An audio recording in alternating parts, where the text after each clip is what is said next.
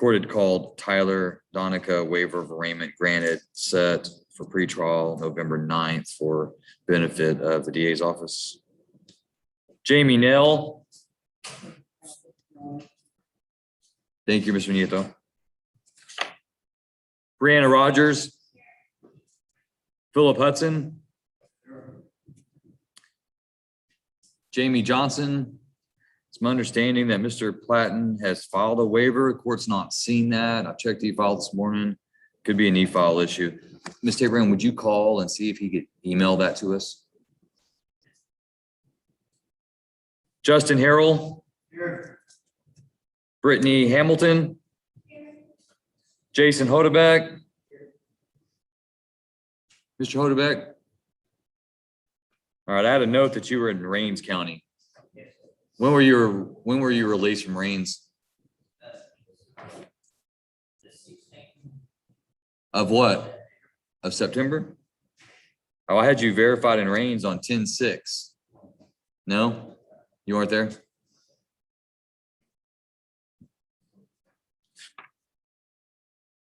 Charles Howard, Chad Osterreich, John Pickney, John James Pickney, Derek Piscata or Piscotia.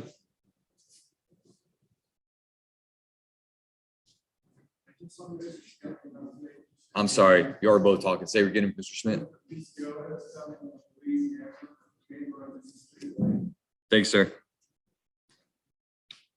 John Rigney. John Brendan Rigney. Mark Vargas. Joshua Flores. April Grant. April Marie Grant. Stacy Rash.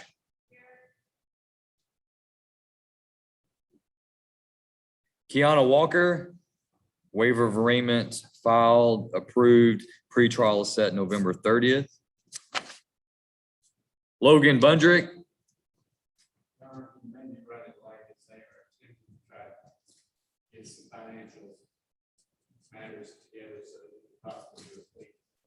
Okay. Jan Espino.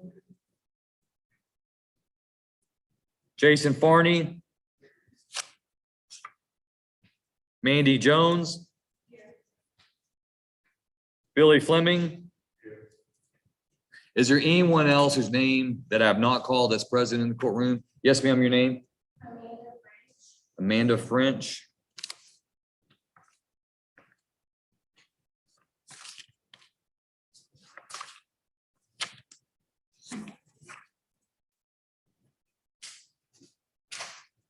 Who's your attorney, Ms. French? Do you have one? Yes, sir. Jonathan Manning.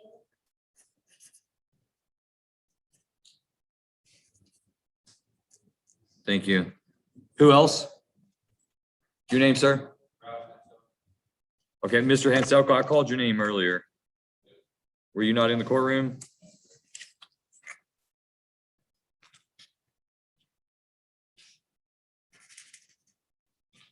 Who else? Anyone else? Your name? Villanueva.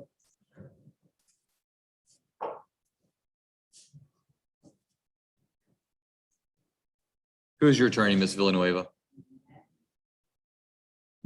Mitch Adams?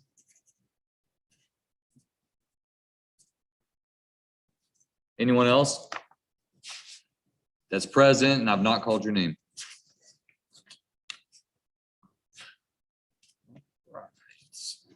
All right, this time I'm going to turn the bench over to the Honorable Judge Banner for Mr. Green's case. Mr. Green, if you'll come forward. Mr. Murleader, I'm going to bring in Ms. Husky. She is on Zoom this morning.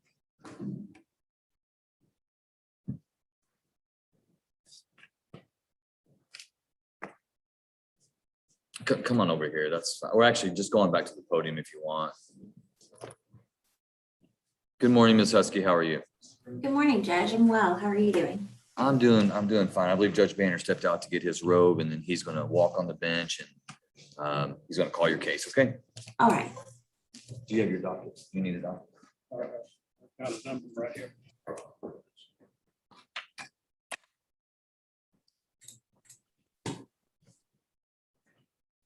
This is cause 19232, State of Texas versus Michael Ray Green.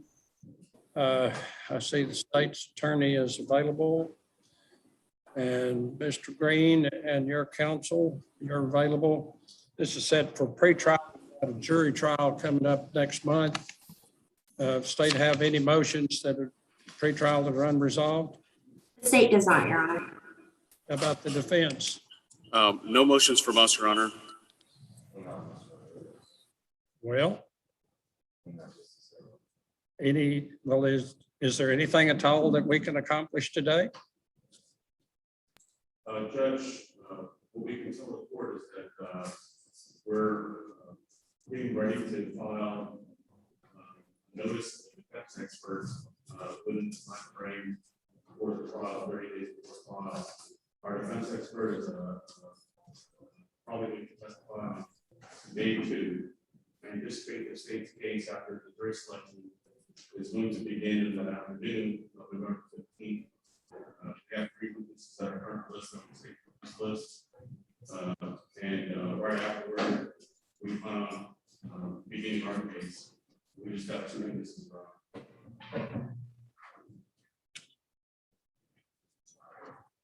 Madam District Attorney, anything?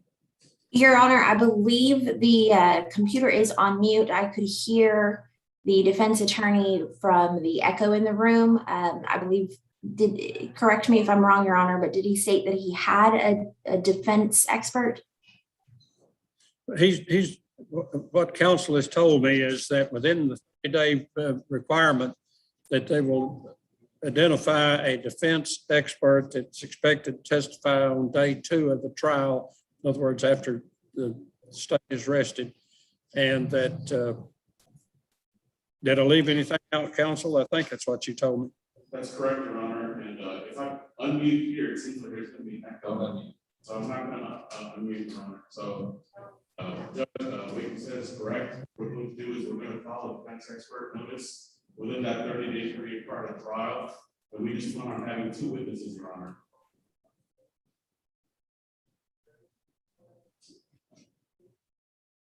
Ms. Husky, I'm not sure whether you could hear that or not. Vaguely, Your Honor. I Okay, believe, he just repeat.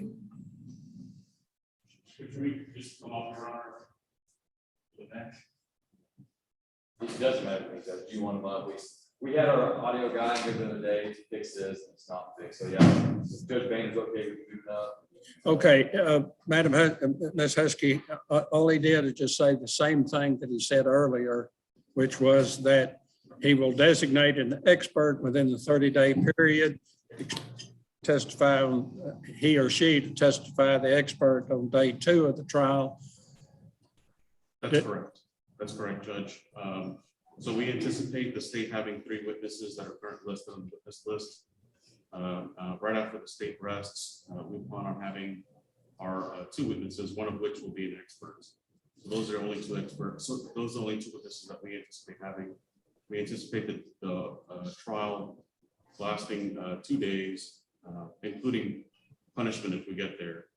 So it should be wrapped up on Tuesday. Okay. I did hear that, Judge, and I would just ask that we have the ability to conduct a 705 hearing outside the hearing of the jury if there is a defense expert. That'll be done.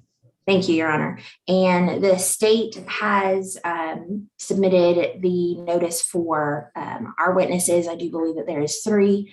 If there are any changes, Your Honor, I would file an amendment and provide that to both you and the defense counsel, Your Honor. That's fine, Judge. Okay. Well, then I guess that concludes the pretrial hearing for this morning. And if we need something, folks, and it's appropriate to deal with it with a conference call, I know the special prosecutor in the case is over in Kaufman County. So if we can do it, we'll be glad to do it that way. But if we do it probably means we would not have a record if we do it on a conference call. but I'll be glad to accommodate you folks any way we can. Because this especially said, it's really gonna go. So if we got something develops, we need to tend to it quick. Wait till the day of trial. Okay, so I guess that's it for the morning. Thank you very much. You are excused. Thank you, Judge.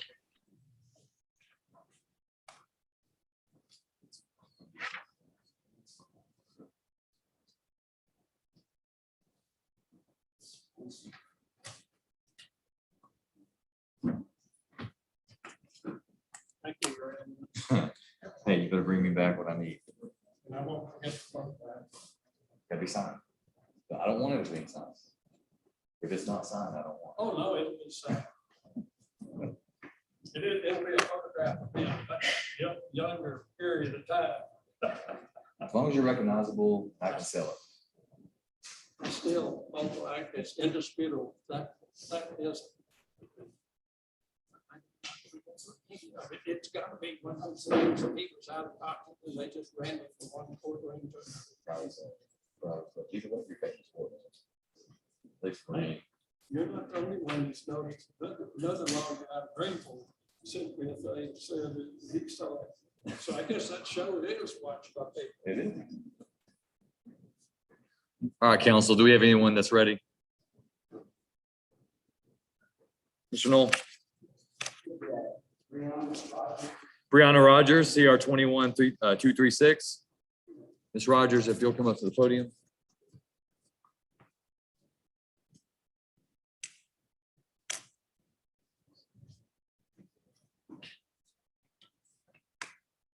Just 1 second. Just want you to pay attention. We made an adjustment on the system over here. Can you just pay attention and see if we can hear better? All right, thanks. I'm sorry about that, Mr. Knoll. Ms. Rogers is set for pretrial today. That's correct, Judge. The only, I think, outstanding issue now is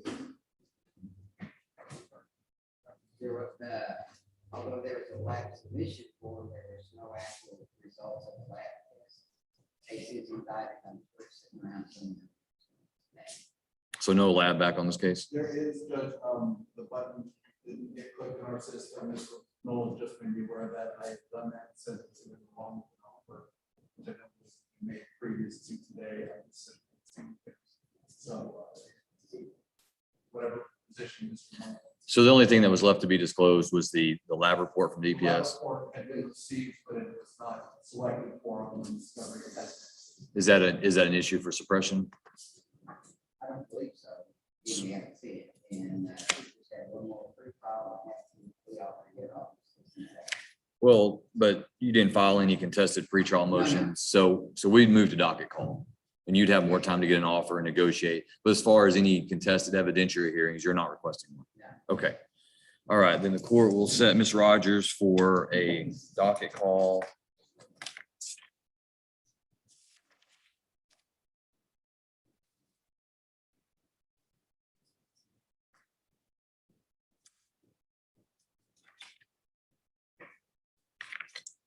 Are you available on November 9th? Okay, Ms. Rogers, we're going to set you for docket call on November 9th. Once you sign and get the yellow copy, you're free to go.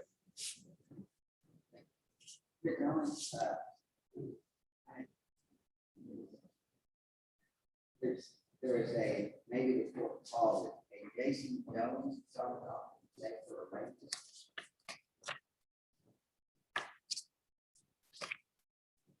Page 6.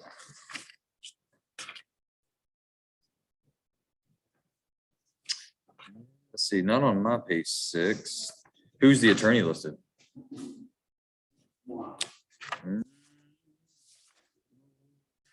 I only show you listed for Miss Rogers.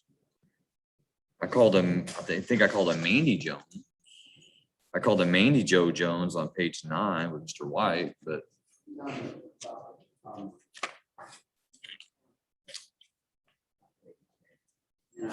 Robert Crane is also on there, but I think he was still has issues and. well, let me look here. I don't show.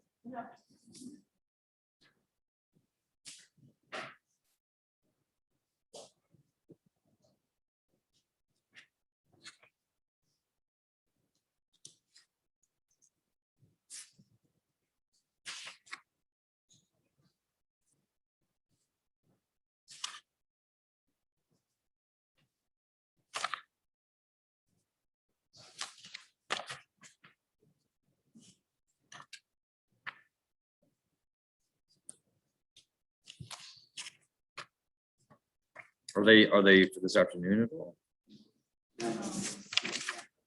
You may, yeah, I don't have it on my docket. So 10, does that say 10:12 at the top?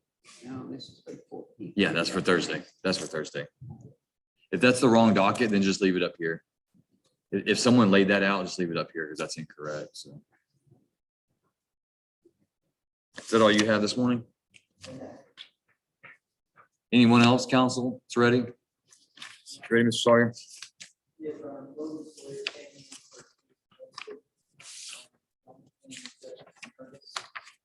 All right. Mr. Curtis, CR 21210.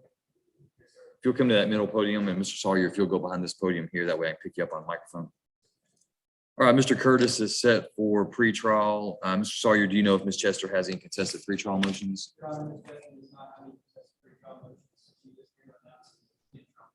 Okay, do you know if she's been provided all the discovery in the case? Yes, she has. Okay, so what I'll do is I'll move this to a docket call setting, and that'll be that period, which the defendant will negotiate with the state to see if they can reach an agreement. If they can't, then once that docket call setting comes, then he can indicate whether he wants to accept the offer or reject it. If he rejects it, then on that date, we'll set it for a jury trial or a bench trial.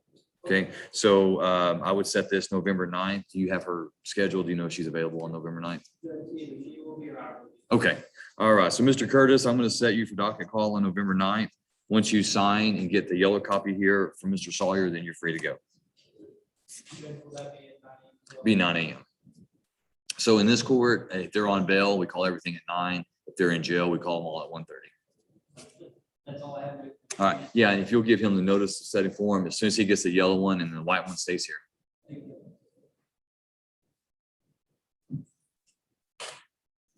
Mr. Perkins, are you ready? I'm just waiting. Okay, that's fine. Okay. Okay. Maybe I'm trying to bring in some of my online attorneys then. Cargo.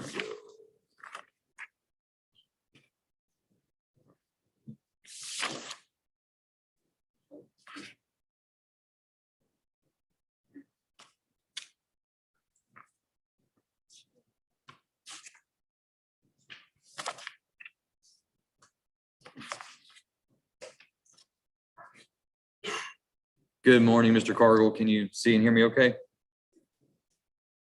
Yes, Your Honor. I apologize. I'm inside the district court here in Anderson County. And I'm, Make sure you don't upset that judge over there and we'll be okay.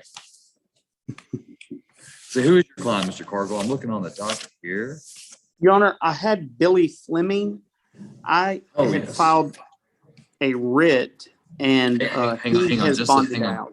Okay, hang on just a second. Mr. Fleming, come on up. Sorry, I was gonna bring him up to the podium so he can hear us here.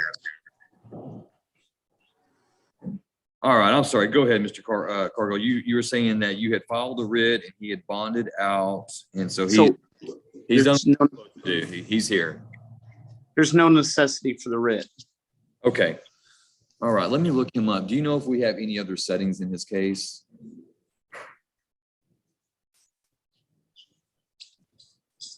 I'm gonna look him up real quick so that if we don't have it set already, then we'll get him another setting.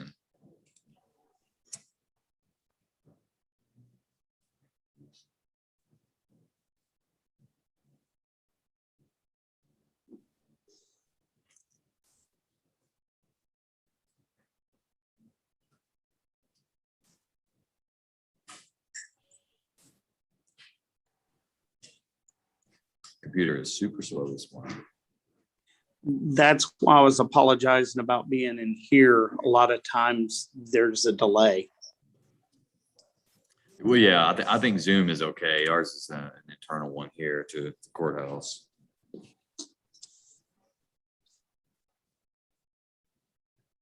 Mr. Fleming, do you know if you have another court date? I was actually sent to court today before the bond was hearing consent, so I said court and bond hearing, I believe. I just got here. Okay. Do you know, Mr. Fleming, I'm sorry, Mr. Cargill, do you know if we're set for I show that we were set for the writ and then pretrial release for reimbursement. Did you sub in, Mr. Cargill, for another attorney? I did, Your Honor. He had an appointed attorney and I substituted in. Okay. Just one second.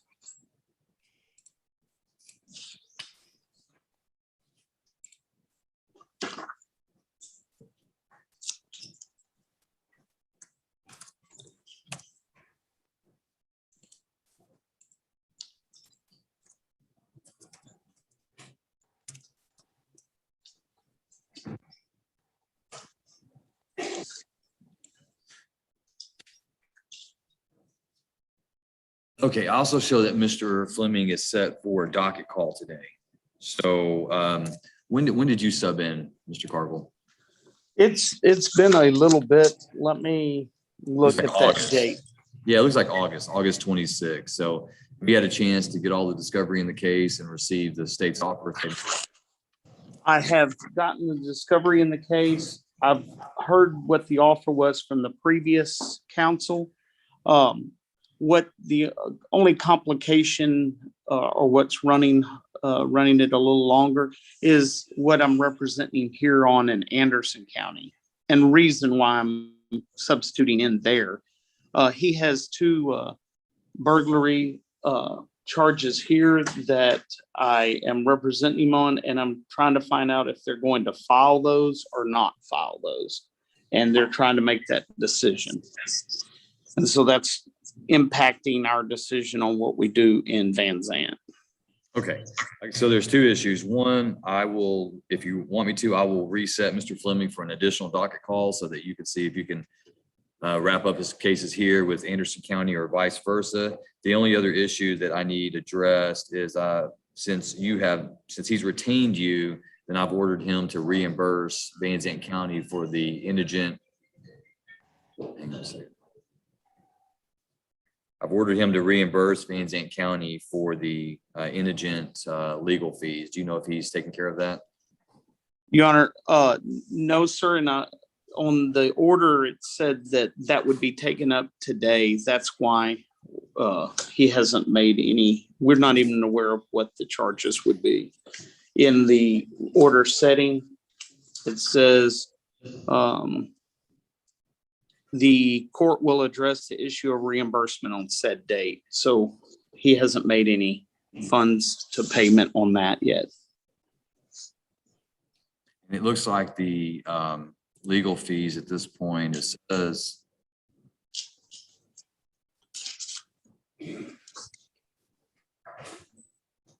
$750 is what Van Zandt County paid Mr. Ashmore. So I need to look into that because I don't know that that is correct. So I'll tell you what I'm going to do. I'm going to reset this to November 9th at 9 a.m. Do you have any scheduling issues that day, Mr. Cargill? I don't believe I do, Your Honor. We have had some recent pop-up dates with jury trials such as this one today, but I don't believe November 9th. I should know if we would have had a date by then. At what time, Your Honor? It'd be 9 a.m. And is that for docket call or is that for? Yes, it'd be for docket call. And the indigent issue? Yes. And I'm gonna double check that amount. That doesn't appear to be correct. So I'm gonna double check that with Mr. Ashmore. Thank you, Your Honor. He's an afternoon. He got out of jail, so he's on the docket. He's just on the afternoon. All right, Mr. Fleming, bailiff's going to bring you this form. If you'll sign it, get the yellow copy.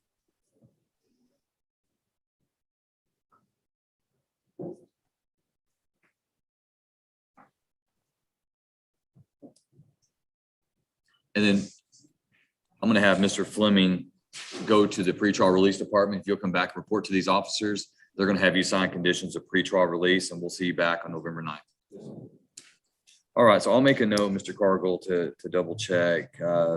Typically what we do is when there's a motion to substitute, the appointed counsel will submit a bill. And it looks like in this case that Mr. Ashmore submitted a complete case dismissal bill, which seems to be pretty high. That's what he would get if he saw the case through its entirety and it was a dismissal. So it looks like it was presented to me as a dismissal and I signed off on it, but I don't believe that that's going to be the amount that he should be charged. He's going to have to go in there. The indigent counsel would go in there and have to itemize the bill at $60 an hour. So that may be, it's probably going to be less money for your client to have to pay. All right, Thank so you, Your Honor. I'll check on that. We'll address that on the 9th, but have him go ahead and start gathering funds. I would probably say somewhere between $250 and $500 to be ready for that. Yes, Your Honor. Okay. All right. Thank you, Mr. Cargill. We appreciate it. Thank you, Your Honor. You're welcome.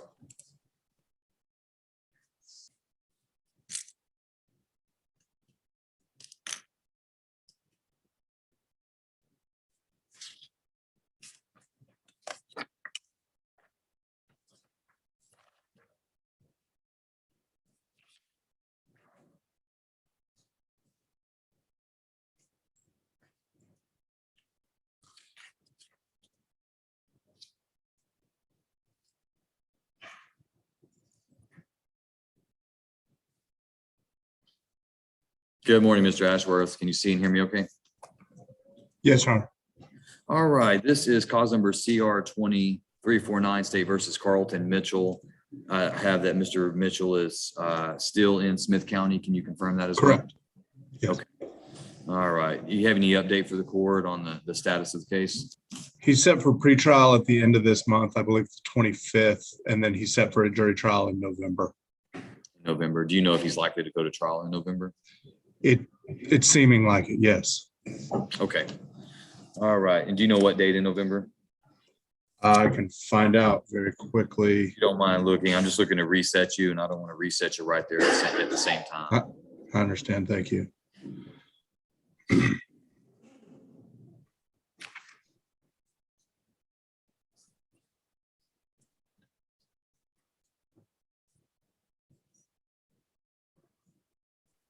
That is the 15th. Okay. We'll set it then for a status on custody for November 30th. Thank you. We'll see where we're at on that date. I appreciate it. All right. Thank you, Mr. Ashworth. Thanks, Judge. Bye. You bet.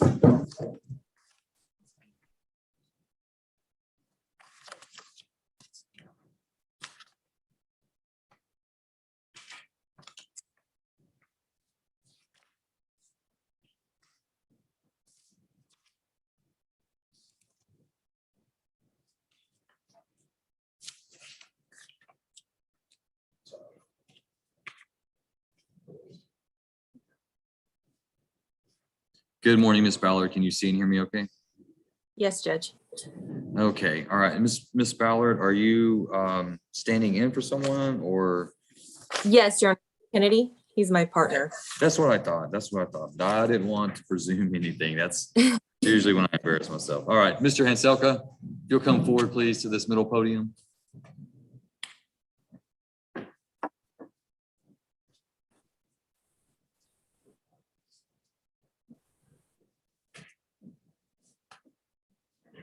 All right, this is cause number CR 21, 169 and 170. And this is set for docket call. Ms. Ballard, are you prepared on Mr. Kennedy's behalf to announce whether or not there's a plea agreement or request for jury trial? Yes, Your Honor. We don't have a plea agreement yet. We actually are still working with the prosecutor on that, and we'd like to request a reset for that purpose to continue to try to work out a deal. Ms. Gray. Thank you, Your Honor. This case, I'm sorry. This is Ms. Heisel's case, Your Honor, and the note to me was that she's never refused. Did you hear that, Ms. Ballard? I did not. Ms. Curry indicated that Ms. Heisel, the assistant DA who's been working the case, she's not here today and she had left notes. And she had indicated that there's been no contact received by her office from Mr. Kennedy. Oh, well, I know that we've talked to somebody.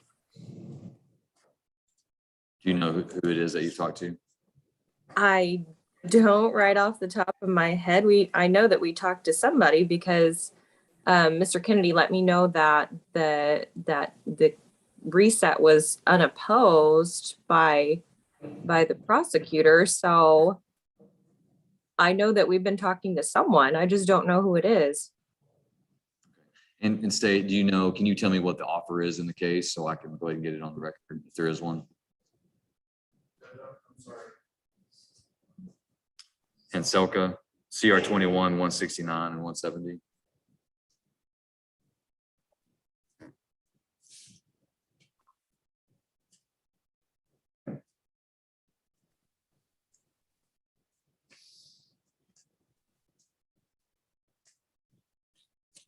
While they're looking that up, Ms. Ballard, do you know if you or Mr. Kennedy would be available on November 9th? That would be the date that I would reset to. Yes, so we are available that day.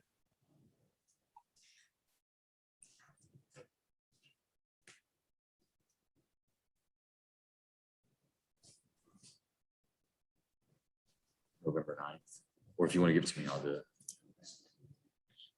CR 21, 169 and 170.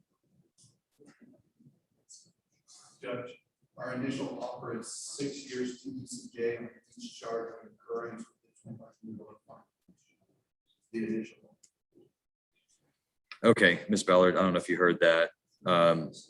Woodwike, Assistant DA, indicated that the offers from the state are 6 years, Texas Department of Criminal Justice, and a $2,500 fine on each case concurrent. So we'll go ahead and put that on the record. I will reset this case until November 9th for docket calls. And Mr. Hanselka, I show that you're delinquent 150. Well, I want you to, because if you don't take care of it, I'm going to take care of it. You understand?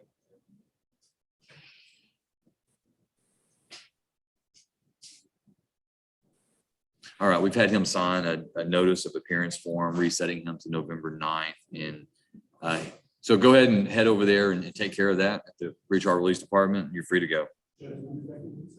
November 9th for docket call. Thank you, Ms. Ballard. Thank you, Judge. I appreciate it. You're welcome. All right, counsel, we have anyone else that's ready? Mr. Still, who are you ready on? Mr. Flores, Josh Flores. Josh Flores. CR 21, 213.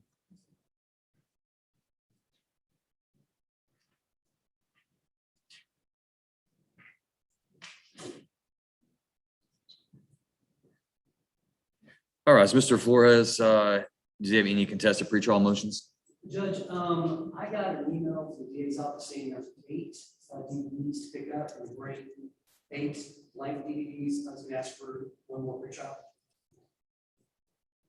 Any objection from the state? All right, court will reset Mr. Flores for pretrial. I'm gonna set you out a little bit further. I'm gonna set you out to be the week after Thanksgiving. I don't know if you have vacation plans, November 30th. That's fine, Judge. Is that fine? Yes. All right, Mr. Flores, you're ordered back before the court on November 30th for pretrial. Once you sign the notice of appearance, get the yellow copy, you'll be free to go.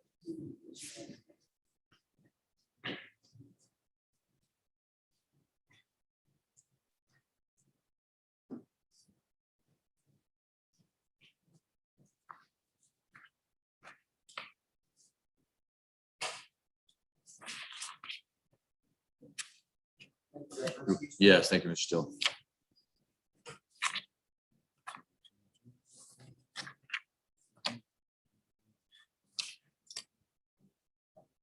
Is it Damon? Yes, sir. Am I saying that right? Yes, yes. Okay. Are you ready? Yes, for Mr. Damon Jackson? Yeah, for sure. Yes. CR 2122, CR 21173.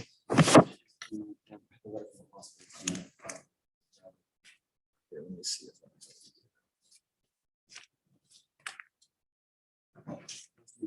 nice to meet you too, sir.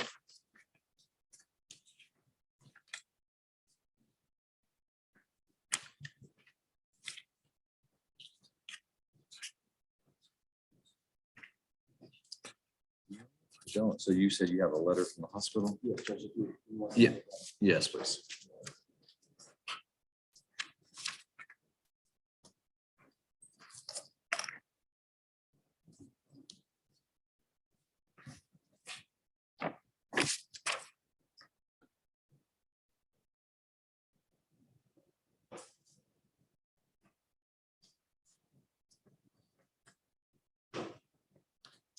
And is he still there today? That's my understanding, Your Honor. Okay. All right, is this my copy? Yes, sir. Okay. All right, we will reset Mr. Jackson then for, do you know how long he is anticipated? Is it serious or? I have no idea, actually. Just found out yesterday. I don't even know the reasons in the hospital. Okay, we'll reset him for, do you want me to reset him for plea? Yes, please. Okay, we'll reset him for a plea on November 9th. Do you have any scheduling issues on that day? I can do so, Judge. Okay, November 9th at 9 a.m. And if I do, I'll get it back. I'm just taking over this area for Mr. Flurry. Okay. So, if there's anything, I'll contact your office. Appreciate you. Nice to meet you. Pleasure to meet you. I also have Mr. Smith here for a plea. Okay. And we're ready on that. All right, you got your paperwork? I do, Judge. Glenn Allen Smith, 2020-592, CR 2192.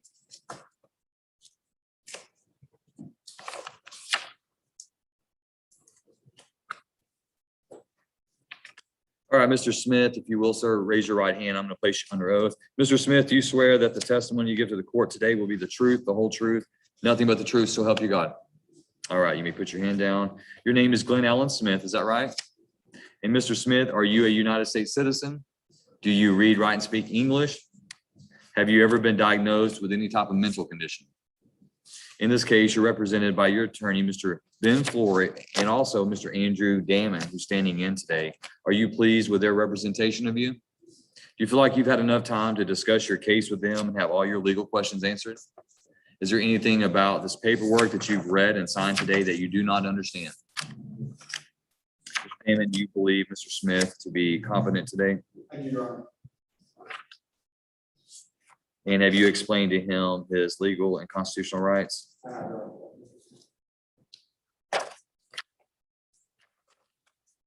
Mr. Smith, wherever you signed here, is this your true and correct signature? All right, so just for future notice, whenever we're going to plea, he'll need to go to the clerk's office to have his signature sworn. I'm swearing him right now, but in the future, we'll go ahead and we'll have that done. Sorry. Mr. Smith, you are charged by indictment with a third-degree felony offense of driving while intoxicated, third or more. That carries a range of punishment of not less than 2 years or more than 10 years confinement in the Texas Department of Criminal Justice Institutional Division, and an optional fine not to exceed $10,000. I see here that the plea agreement in your case is that you will plead guilty to that offense in exchange for the state's recommendation that your sentence be assessed at 10 years confinement at TDC, with that sentence being suspended and you being placed on community supervision or probation for 5 years with a $2,500 fine, court cost, restitution, and reimbursement fees. And the case would be, the state would be asking the court to take into consideration case number 2020-592, which is a possession of controlled substance. Is that your understanding of the plea agreement in the case? And that's what you want the court to approve today? Understanding the plea agreement and the range of punishment, Mr. Smith, how do you plead to driving while intoxicated, third or more? And Mr. Smith, are you pleading guilty because you are guilty of committing that offense? Has anyone threatened, forced, or pressured you to plead guilty? All right, court accepts the defendant's plea of guilt. Mr. Damon, any objection to states one? All right, states one is admitted. The court takes judicial notice of the defendant's judicial confession. Anything further from the state? From the defense? I understand that the courts have conversations with the state in this case. We don't have conversations with Kaufman County, but it's better not seeing we will have Kaufman County. And if there is a difference in Kaufman County, that case will run. I see here that the judgment's been prepared for this sentence to run concurrently. So, but it doesn't reference Kaufman County or anything else. It just says concurrently. I don't believe the state has had any conversations with Kaufman County. We are opposed to the much concurrence. Kaufman said when they're, we are more than happy to do that. Thank you, Mr. Woodwhack.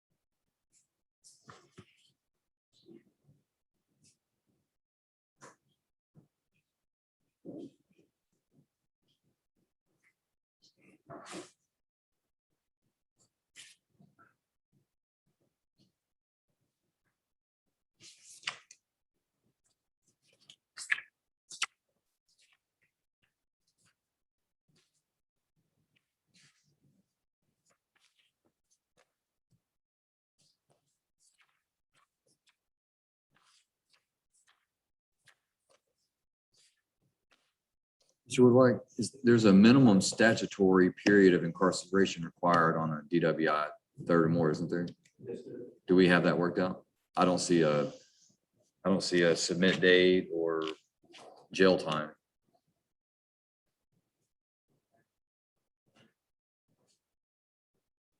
Is it 10, isn't it 10 days on a 10 days on a DWI third? Well, I'm gonna let y'all talk about that real quick and then let y'all do that paperwork. So Mr. Smith, just have a seat and I'll recall your case in just a moment.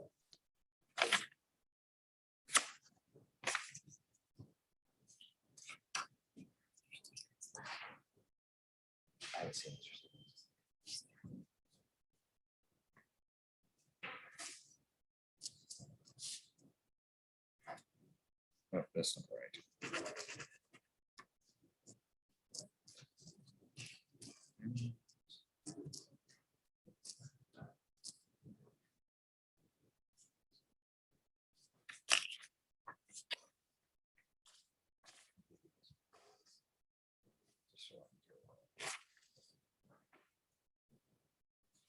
That's his. That would be the attorney's.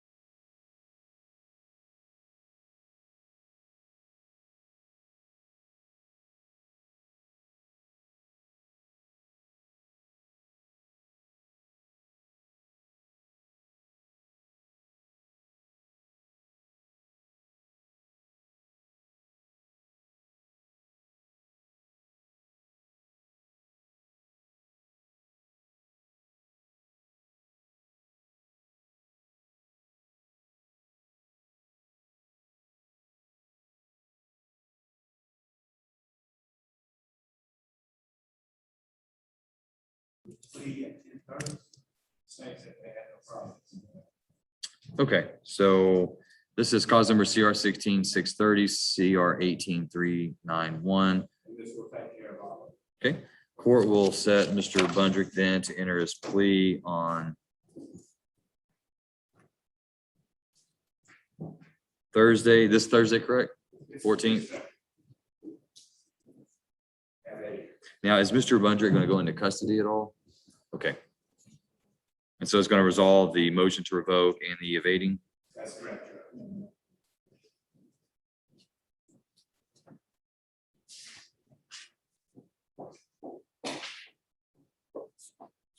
All right, Mr. Bundrick, we'll see you back on Thursday at 10:30. You're free to go. Janice Spino? You may.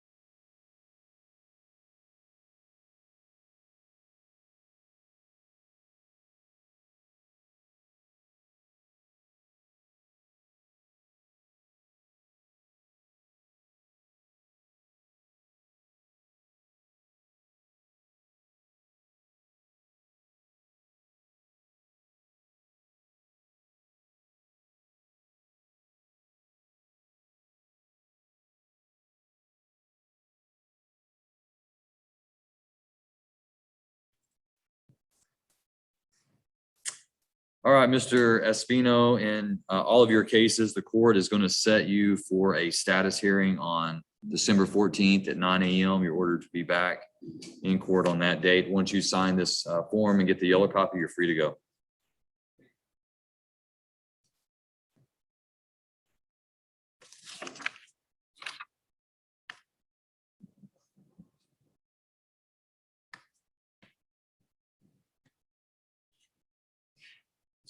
Is Judge Banner still here? Did he need, he was sitting here, did he need something?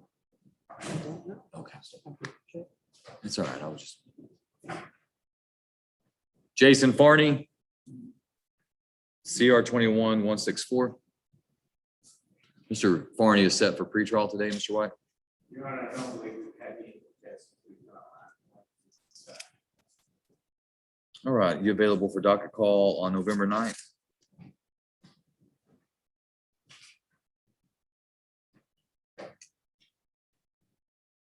It's November 9th. Okay with your schedule? It would be.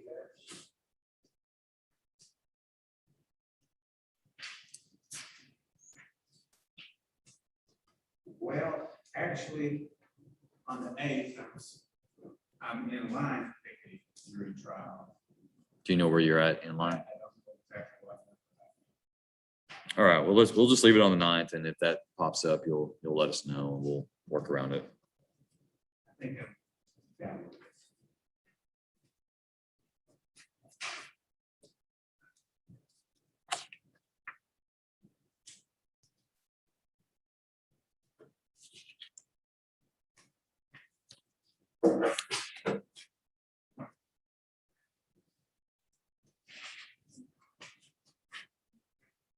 Mandy Jones. CR 1797 pretrial.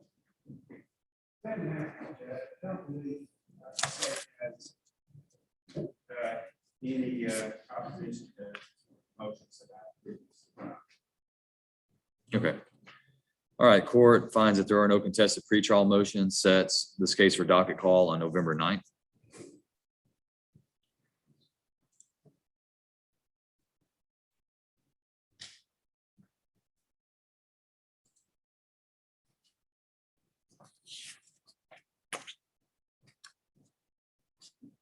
Mr. Adams, Mr. Sanders, either one of you gentlemen ready?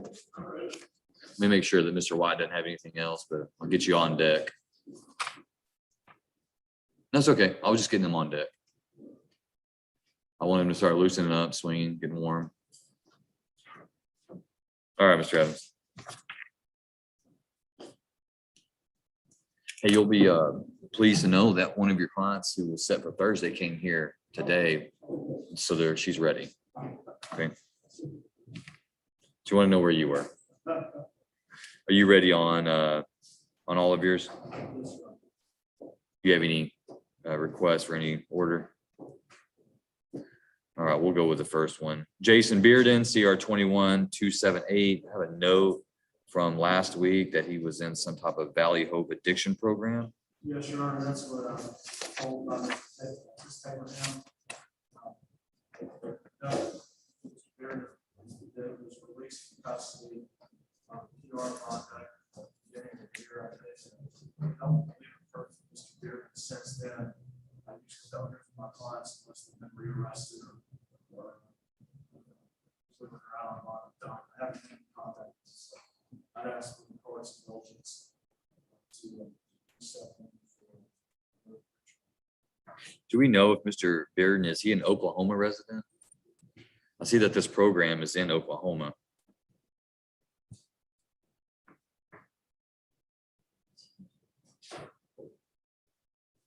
His address as of October 2020 was homeless. So I'm not sure claims lying about it.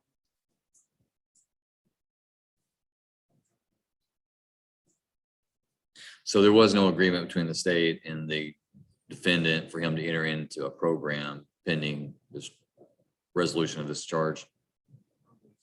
This was loose. Is the state asking for judgment nisi, or are you asking the court to take that under consideration? And if you didn't hear, the court's been tendered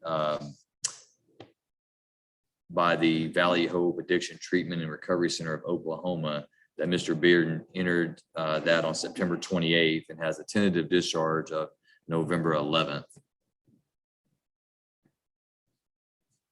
I could take the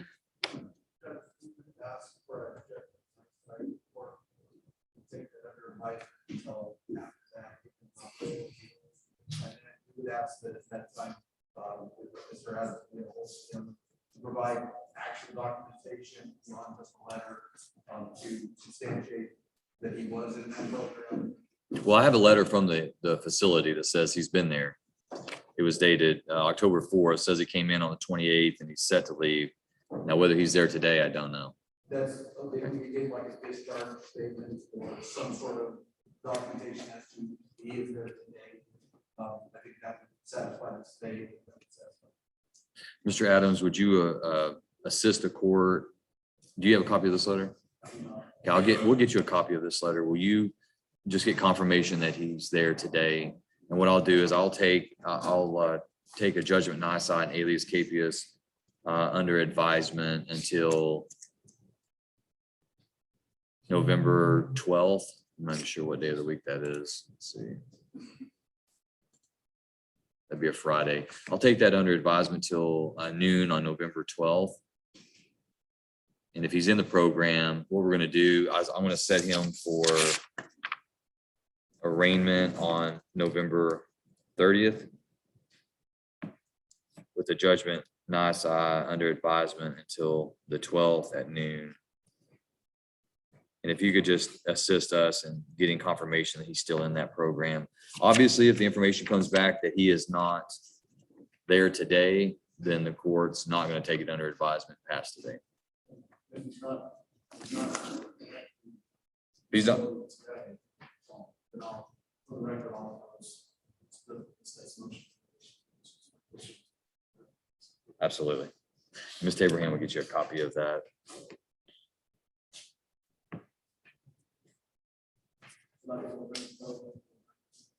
November 30th for arraignment.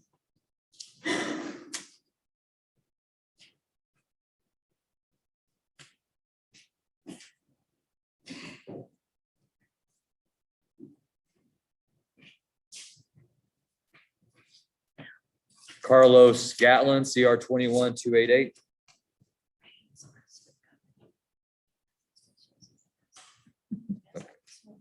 Okay, well, we've seen him. He's right back there. 3:30, okay. Excellent. All right. Mr. Gatlin is set for arraignment today. Have you had a chance to go over the indictment with him? I have, Your Honor, Rich Adams, on behalf of Mr. Galvin, Mr. President of Council. Mr. Galvin and I have reviewed the indictment issued by the Fayetteville County Grand Jury. I can advise the court that his name is properly spelled and set forth in the indictment. He is the same Carlos Gatlin here in court today, who was named in the indictment. Mr. Gatlin understands the charge made against him or alleged against him in the indictment. At this time, Mr. Gatlin, there's not going to be asked for the sentence for a pretrial. All right, court will enter Mr. Gatlin's plea of not guilty into the record, finds that he waives the formal requirements of arraignment. Court sets Mr. Gatlin then for a pretrial setting.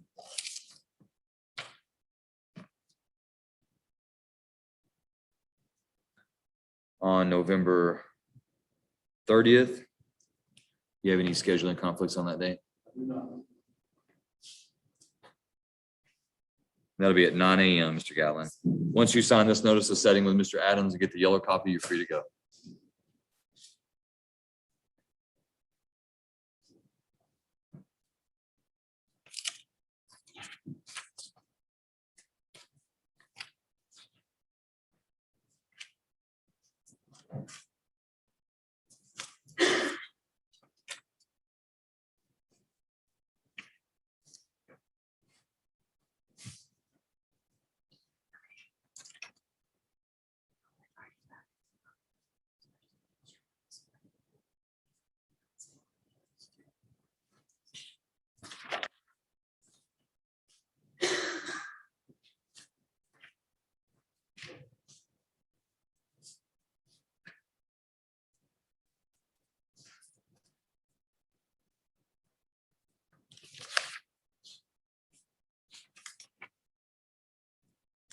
Vicky Lavorne or Lovern.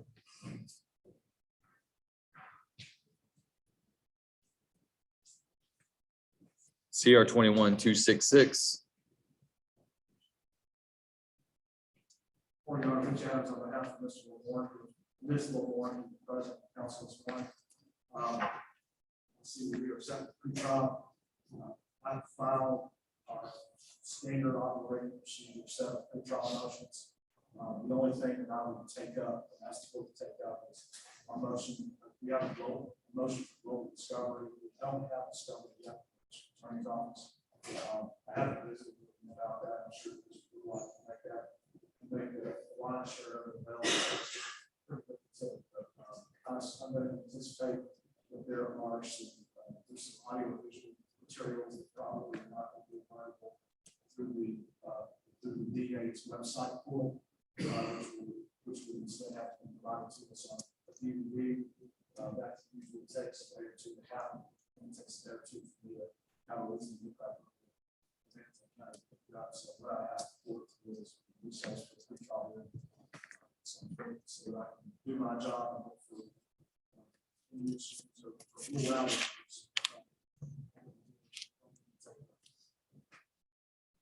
All right. And so you can make sure that Mr. Adams has access to the online discovery. Absolutely. I will take care of that. All right, court sets Ms. Lovern then for a pretrial on November 30th. And Mr. Adams, Ms. Lovern's going to need to sign her conditions of pretrial release today. So Ms. Lovern, after you sign and get the yellow copy, step over here with Officer Matura, and then she'll give you additional information. You're gonna have conditions attached to your bond.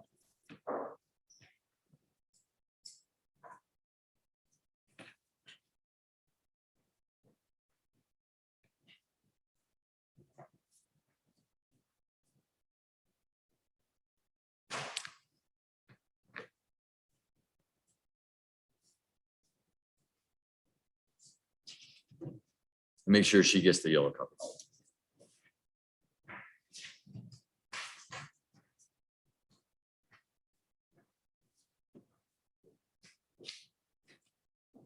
Is that all you have today, Mr. Evans? You may want to stick around or run, however you want to respond to that. You still waiting on papers? Don't have them yet? Still waiting? I think they're sharpening their chisel.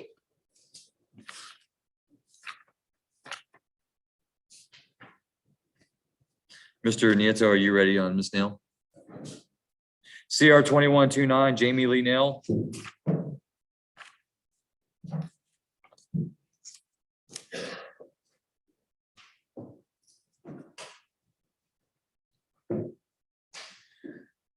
Ms. Nail is set for docket call today.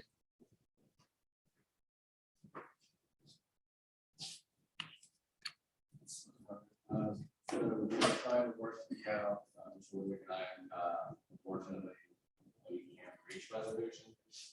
So defense at this point request to have a separate jury trial. Okay, and what is the offer that the state made that the defendant's rejecting? So the first was a pre-trial contract made on 33 felony. And then the second offer that we were extended today was a 2-3rd on Class A.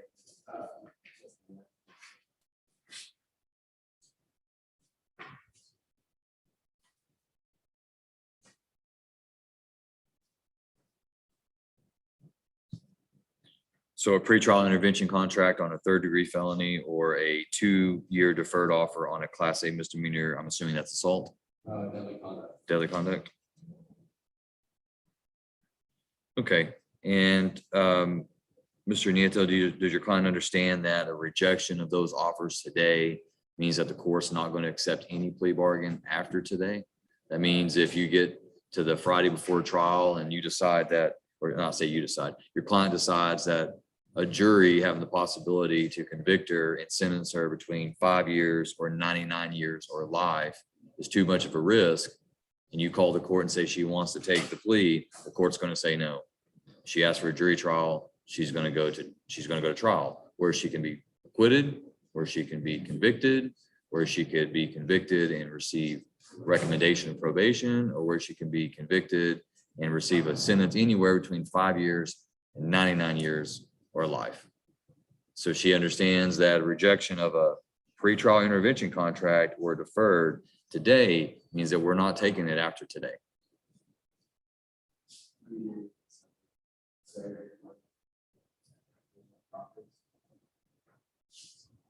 You understand, Ms. Nail?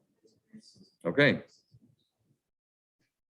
All right, court will set Ms. Nail then for jury selection beginning November 1st. So Ms. Nail, the way the jury selection is going to work is you're going to appear at the courthouse in the basement, and my staff will be down there. Your case is not going to go to trial on November 1st. You're going to go on to the trial court's list of cases going to trial, and you're going to slowly move up that list. And when you get down there on the 1st, they'll give you the notice of setting. You'll check in. They'll tell you when you have to come back. You'll continue to do that until your case is reached for trial, and your attorney is not required to be here on that day. Mr. Nieto will get notice from the court when your case enters the top 10 cases that are likely to go to trial for a given month. You understand? All right, and it's important that you continue to report to your pretrial release officer. All right. All right, once you sign the notice of setting and get the yellow copy, you'll be free to go. November 1st, I would have a report about 8:30. She'll check in down at the basement. When you come in, you'll go down to the basement, and my staff will be there to help you.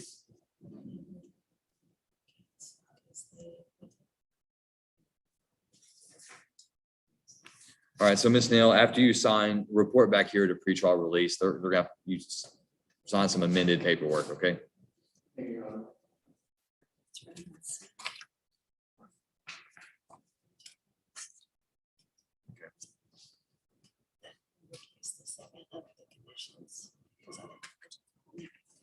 All right, so I need to replace page 2.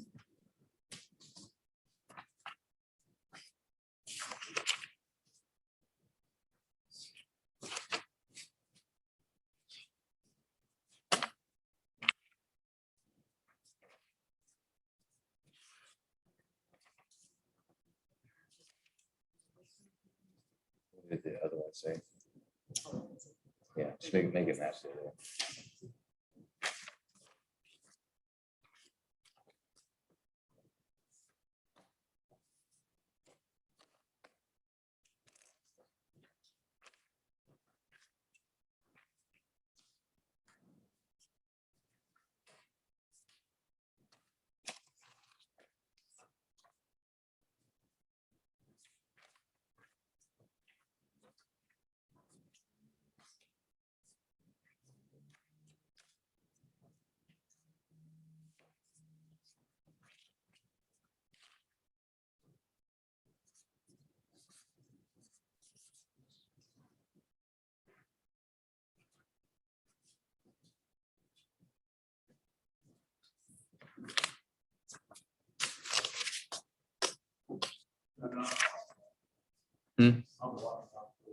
You better run out the door.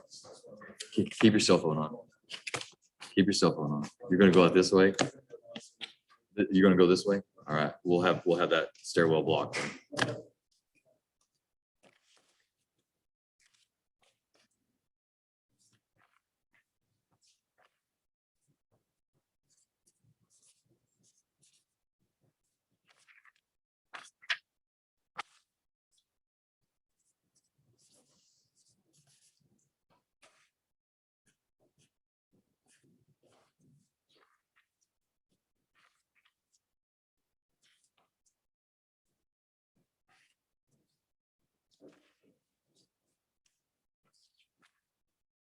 Mr. Damon?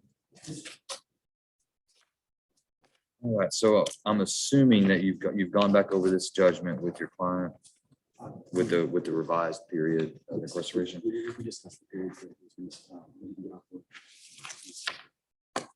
So what I want you to do is take this back there to him also, and I need y'all to fill that out. This is the written plea admonishment showing what the plea agreement is. Have him initial there since he's. I'll swear in there. So if you'll have him sign that, then I'll be ready.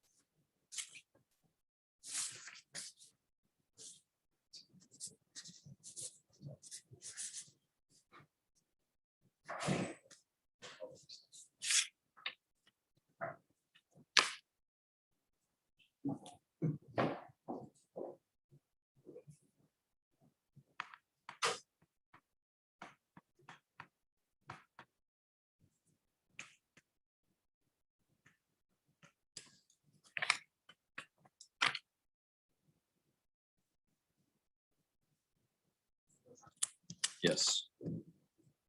All right, Mr. Smith, if you'll come back to the podium.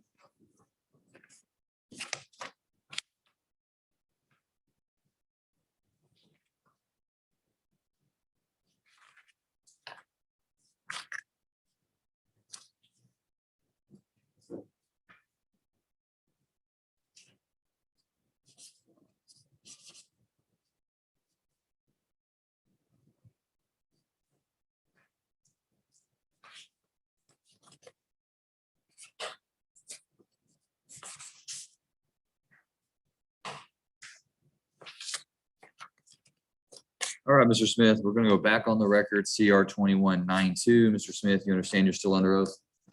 Okay, so Mr. Smith, earlier I read out to you the plea agreement in the case, and then I discovered that the judgment did not conform to the law, and that the law requires any individual who has been convicted or shall be convicted of driving while intoxicated, third or more offense, and is then given a community supervision or probation sentence, must serve a minimum 10 days in jail as a condition of that community supervision. Okay, and so I asked the attorneys to make the paperwork conform to the law. And so now I want to make sure that you are still good with this plea agreement. Now that you understand that if you want to accept a plea agreement to community supervision or probation, that you must serve 10 days in jail. I see here that you've already got credit for 1 day from when you were arrested and bonded out. So that means you'd have to serve 9 additional days as a condition of your community supervision. Do you understand that? Understanding that, do you still want to go forward with the plea? Okay. All right, anything further from the state or the defense? Nothing further, Your Honor. Okay. All right, I've reviewed the evidence in the case. I do find that there is sufficient evidence to convict Mr. Smith of this offense. The court will follow the plea agreement in this case. Court convicts Glenn Allen Smith of driving while intoxicated, third or more offense. Court will follow the plea agreement in the case and assess his punishment at 10 years confinement in the Texas Department of Criminal Justice Institutional Division. Court will suspend that sentence today and place Mr. Smith on community supervision for a period of 5 years. Court will order him to serve 10 days in jail as a condition of his community supervision with credit for 1 day. Court orders Mr. Smith to serve his additional 9 days as outlined in the judgment on the weekends in beginning October 29th, November 5th, and November 12th. Court assesses a fine in the amount of $2,500, restitution in the amount of $60, court costs in the amount of $290, and reimbursement fees of $35. court will take into consideration under section 1245 of the Texas Penal Code, cause number 2020-592, possession of controlled substance. Mr. Smith, when you go to the Van Zandt County Justice Center to serve your additional 9 days, you must take with you this judgment, and you must also take with you a photo ID. Failure to appear with either one of those will mean that you're going to be rejected from serving your sentence. And if you're rejected from appearing after I've told you to bring the judgment and bring the ID, could constitute a new offense of escape. You understand? So they're not gonna let you just show up and say, hey, I'm Glenn Smith, I'm supposed to be doing jail time. They're not gonna do that, okay? So make sure that you have those things. So one last thing, Mr. Smith, have you ever been on probation before? Did you complete it or did you fail? Was it a misdemeanor or was it a felony? Is this your first felony probation? Do you understand what's going to happen to you if you violate your community supervision? You understand that the state of Texas, through their attorneys, would file a motion to revoke your community supervision. And if they bring evidence in here that convinces me that you have violated your probation, that the court could revoke your community supervision. And if I do revoke your community supervision, then I'm going to assess the sentence that you've already agreed to, which is what? 10 years. So, Mr. Smith, if you violate your probation, what's going to happen to you? For 10 years. All right. So we understand each other today. I hope this is the last time we see each other in this capacity. But if we see each other again and it's under terms that are not good for you, and you know that you violated, you know what the end result's going to be. And I don't want any whining and belly aching about it. You've agreed to it. I've approved it. If you violate, it's going to be going to prison for 10 years. All right, Mr. Smith, you're hereby remanded to the custody, the Van Zandt County Community Supervision and Corrections Department, so they can carry out the terms and conditions of the sentence. I'm gonna have you come forward to be fingerprinted by the bailiff. After that, you step over here with Officer Matura and she'll give you further instructions. Yes, thank you, Mr. Chairman.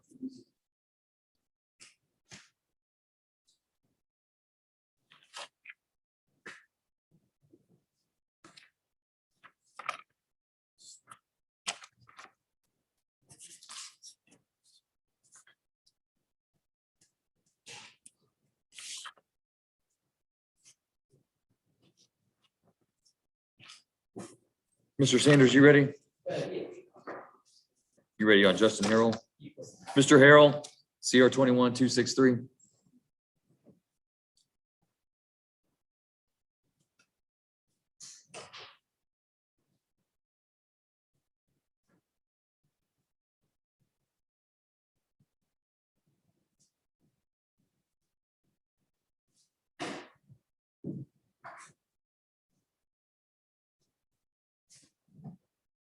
Mr. Harrell not hear me call his name? Mr. Harrell, are you awake?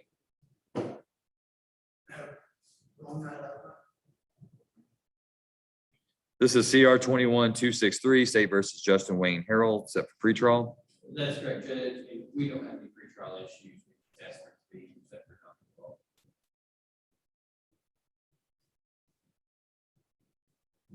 All right, the court's going to set Mr. Harrell in for docket call on November 9th at 9 a.m.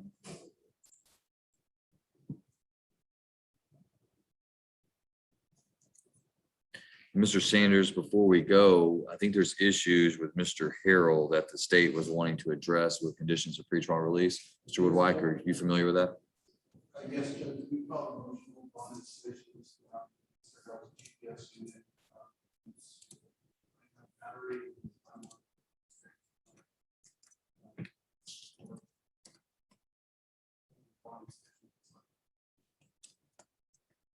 Did you get notice of that motion? Well, I got the motion, Judge. I would ask for some additional time to address that partly because I'm assuming that there's documentation showing the time periods when batteries died. And just from what I've seen on the motion, most of these were for 30 minutes or less from back in June and July. I think there is one in October for 36 minutes. I would ask at least to. We do it. So what I'm gonna do is I'm gonna give you a new date. Well, we're gonna keep the November 9th date for docket call, but we're gonna set the state's motion to find bond insufficient. We're gonna set that on 10/28. That'll give you time to prepare.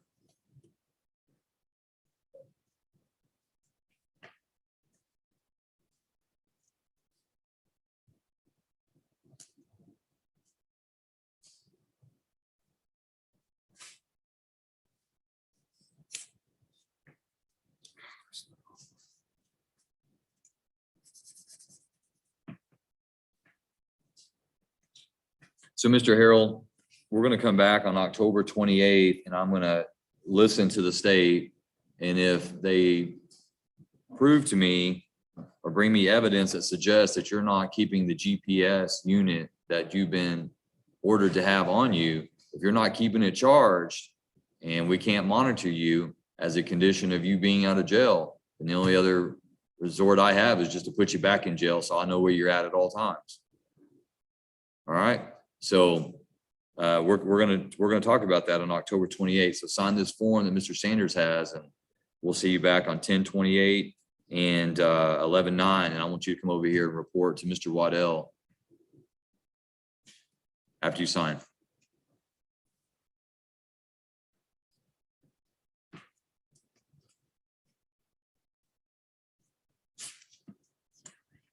Nope.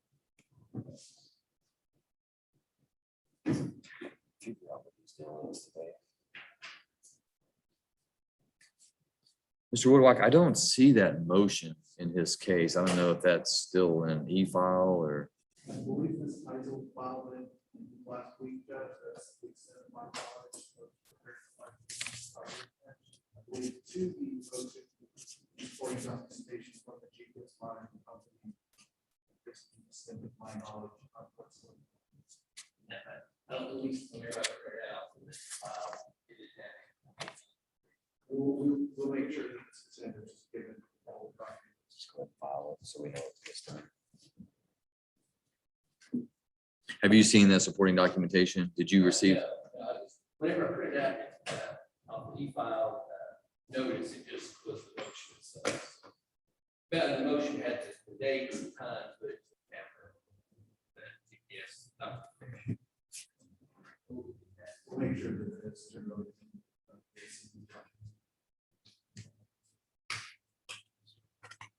Mr. Schmidt, are you ready?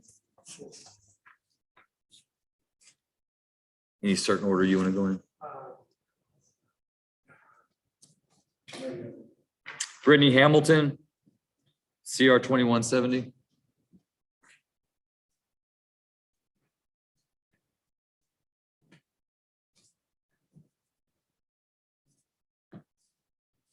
Ms. Hamilton set for Dr. Cole. Correct, Judge. What's where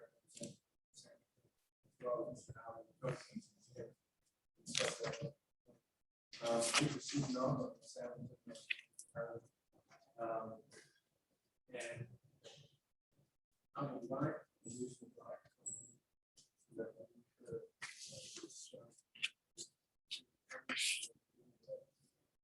When it's all said and done, no cars are flying. We'll make it where and I still don't think it's an issue at this point, but I think and now it's ready. Any objection from the state? I couldn't hear him. Can you say it again, Mr. Schmidt? So. Yeah. Judge, say that. All right, court will reset Ms. Hamilton then for docket call on November 9th at 9 a.m. Mr. Schmidt, I show that Ms. Hamilton is delinquent on supervision and attorney fees to $240. So okay, good. We'll make sure, how big was your payment, Ms.?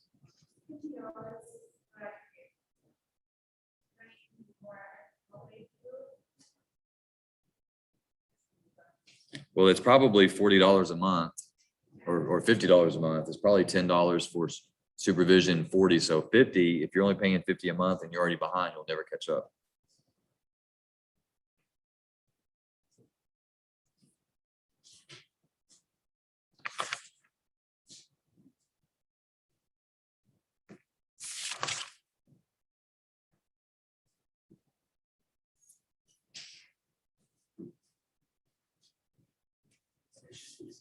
Yes. Charles Howard.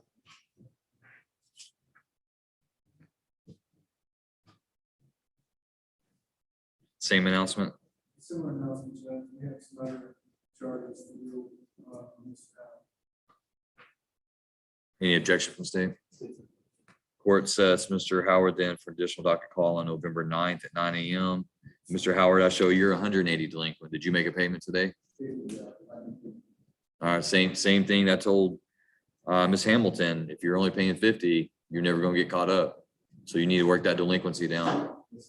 I've been paying 60, I guess that's all I have, $100 a year. I understand. Okay,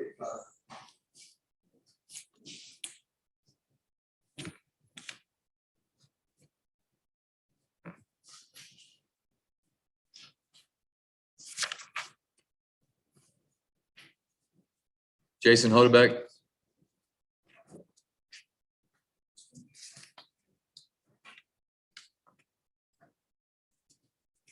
Mr. Smith, Ms. Abraham and I have been discussing that Rains County still shows Mr. Hodebeck to be in custody even today. We know in fact that he is not. Prince County is like 500.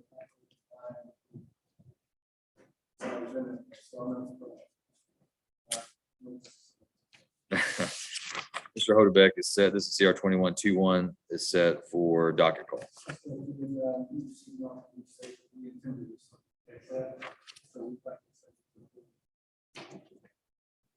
All right, court sets Mr. Hodebeck to enter his plea on November 9th. Will that be the probation or time?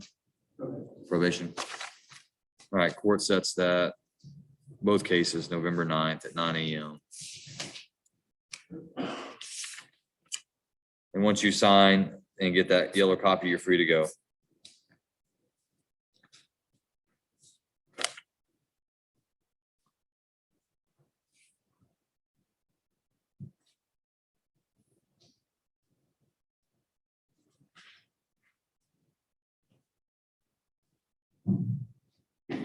Chad Ostrike. CR 2222 pretrial. Correct, Judge. I've been in discussions with Ms. Curry. This case is that these three counties involved. Trying to get variance that we're gonna ask for additional pretrial. Ms. Curry, find out what we got. That's correct, Judge. This is a rather complex case, with lots of documentation. We've had to go to Cass County to get some of that. So we would determine what actually applies to states and what didn't. And we've been working to Mr. Schnell on this. We can't work it out. But we need to. All right. I'd look to set it off further if you need November 30th. Or do you think November 9th is gonna be less than 30 days? I didn't know if that was gonna be enough time.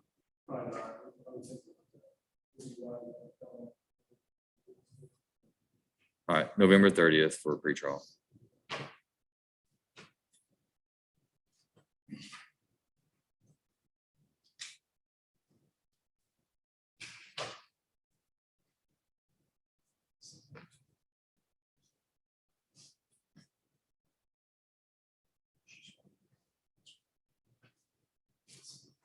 Free to go.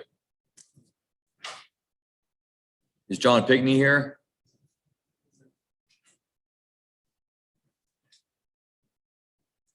Mr. Pickney, I was looking for you at 9 a.m. and I couldn't find you. I was a little late, sorry about that. It's a CR 21-184 set for docket call. Correct, Judge. We received one on the state related to this particular. I have an additional doc costs. Consequences of that. Questions about some of the evidence. I think we're very close to the document.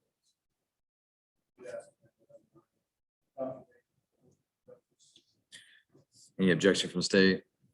All right, court sets Mr. Pickney then for docket call on November 9th at 9 a.m. Mr. Pickney, I am going to drug test you today, though. So after you sign the yellow copy, I want you to come over here and have a seat, and Mr. Waddell is going to speak to you about that. And you're not free to leave until I tell you you're free to leave. And I show that you're $180 delinquent on your pretrial release fee. So I want you to speak with Mr. Waddell about that as well.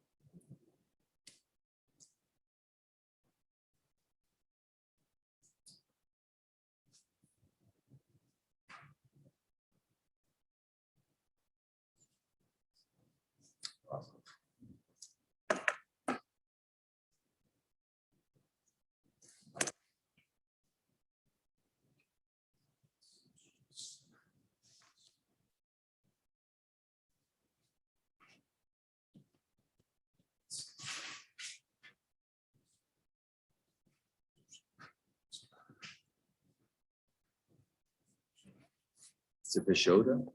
Is that how you pronounce it, Pishoda? Judge, actually, it's going to be, we just got the paper, so. Is Mr. Rigney here? Mr. Ricky, I got communication from down there, you know, he's, according to what I got, he's still in the rehab facility. It's, you know, stuff that I've got to go through the documentation.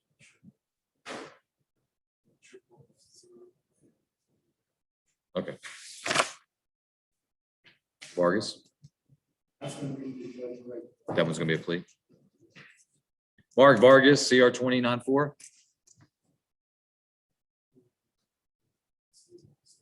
He's going ahead and cuss that. All right, Mr. Vargas, if you'll raise your right hand, sir. Mr. Vargas, do you swear that the testimony you give to the court today will be the truth, the whole truth, and nothing but the truth, so help you God? All right, you can put your hand down. Is your name Mark Henry Vargas? And Mr. Vargas, are you a United States citizen? Do you read, write, and speak English? Have you ever been diagnosed with any type of mental condition? In this case, and you say, you have to say yes or no, so my court reporter can take it in. You have been? You have been diagnosed with a mental health? Okay. And in this case, you're represented by your attorney, Mr. Richard Schmidt. Are you pleased with his representation of you? Do you feel like you've had enough time to discuss your case with him and have all your legal questions answered?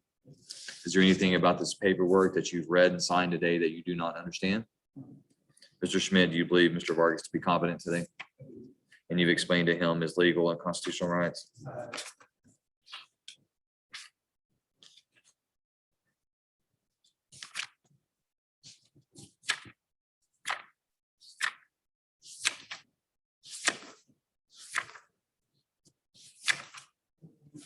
All right, Mr. Vargas, you are charged by indictment with a state jail felony offense of possession of a controlled substance in penalty group 1, less than 1 gram. That carries a range of punishment of not less than 6 months or more than 2 years confinement in the state jail division of TDC, and a fine not to exceed $10,000. I see the plea agreement in your case is that you would plead guilty to that charge in exchange for the state's recommendation that your punishment be assessed at 9 months confinement in the state jail division of TDC with a $2,500 fine, $180 restitution, plus court costs and reimbursement fees. You would also have 180 days credit towards that sentence for time that you have spent in jail. I'm sorry, 130 days credit towards that sentence for the time that you have spent in jail. Is that your understanding of the plea agreement? That's what you're asking the court to approve today? The court finds that the plea agreement does legally fit within the range of punishment. Mr. Vargas, understanding the range of punishment and the plea agreement, this time, how do you plead to possession of a controlled substance in penalty group 1, less than 1 gram? And are you pleading guilty because you are guilty of committing that offense? Has anyone threatened, forced, or pressured you to plead guilty? Court accepts the defendant's plea of guilt. Mr. Schmidt, any objection to states 1? States 1 is admitted without objection. Court does take judicial notice of the defendant's judicial confession. Anything further from the state? From the defense?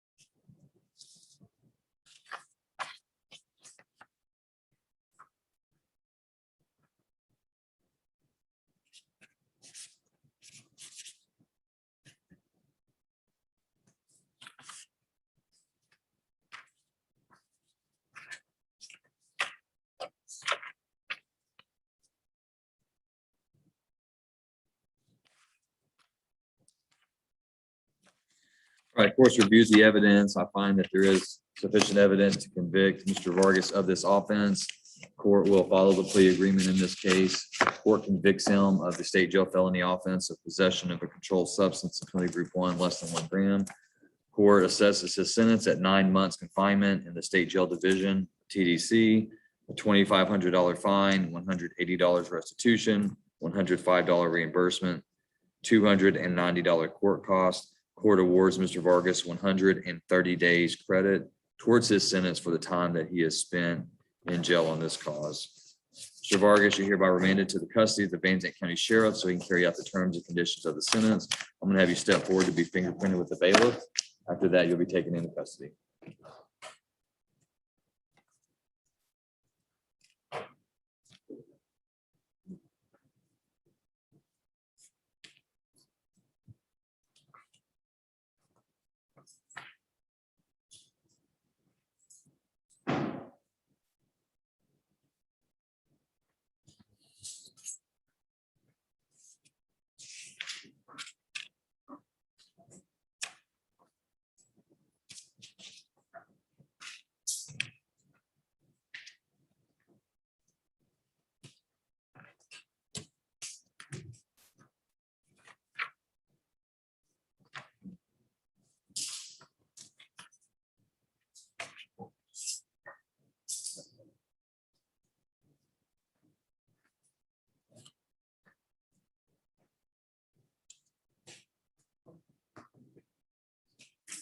Lori Cole.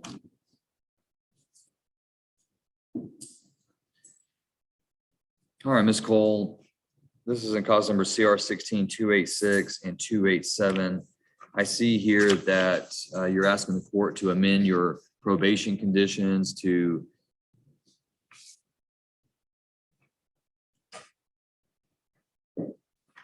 extend your period of community supervision for 1 year. And that would have a new expiration date for you of October 20th of 2022. Why do we need to extend your condition? Why do we need to extend your period of probation? I've had 2 children.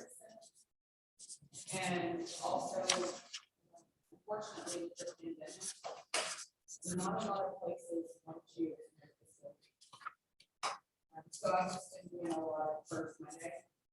And that's honestly also right.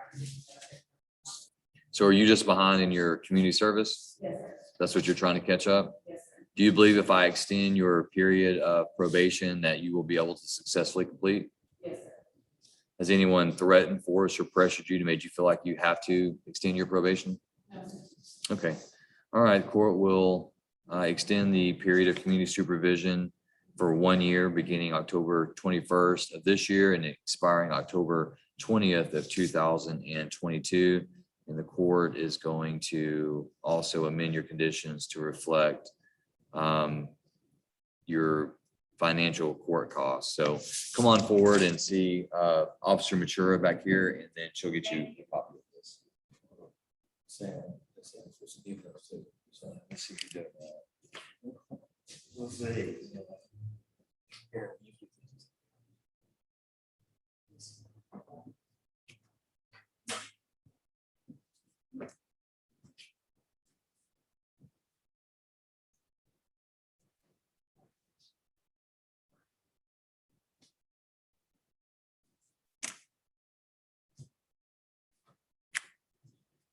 All right, Mr. Hudson, Philip Hudson Jr., CR 21-221.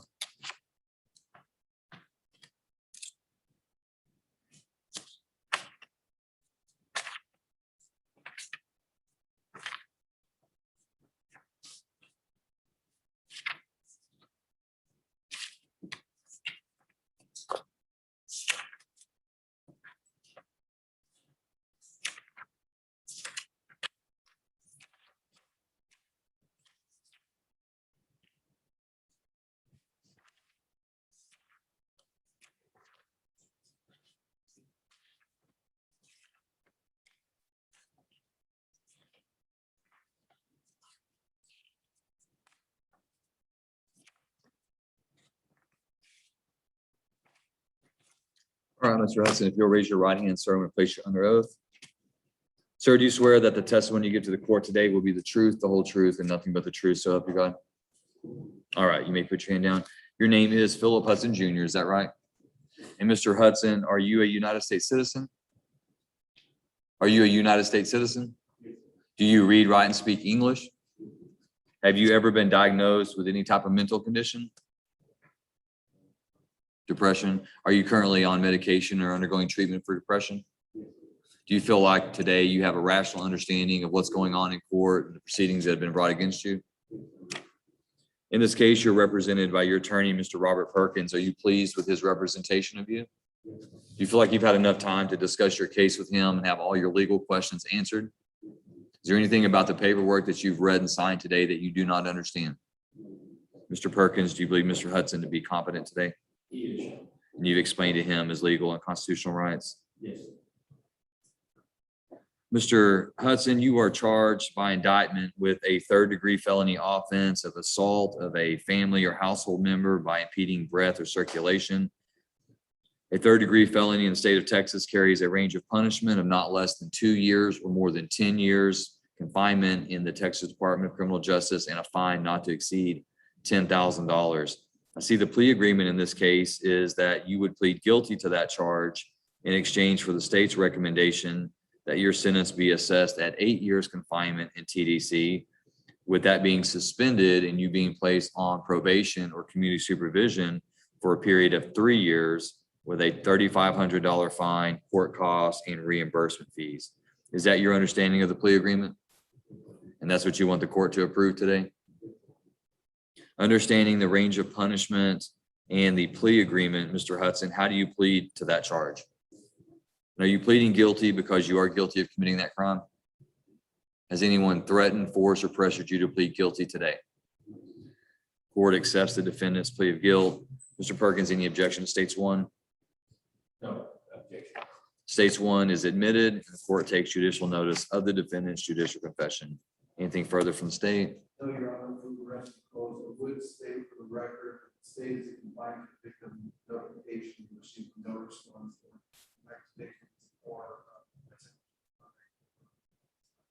Thank you, Mr. Woodward. Anything further from the defense? No.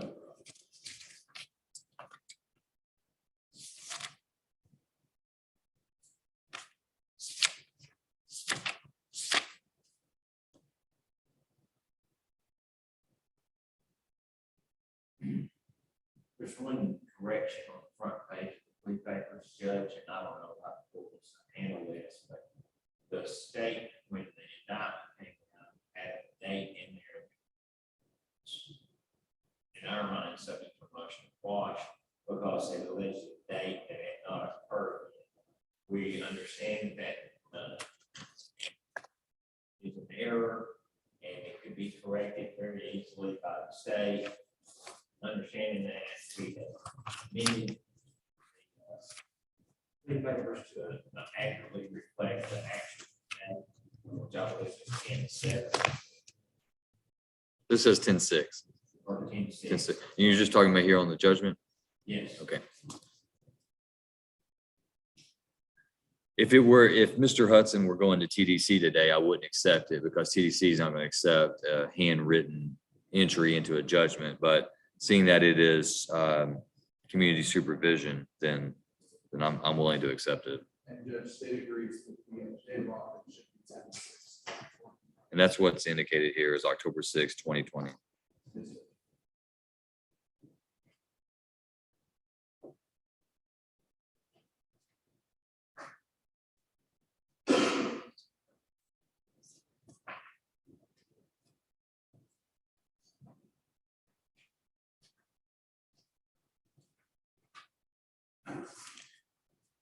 All right, the court's reviewed the evidence, finds sufficient evidence to convict Mr. Hudson of this offense.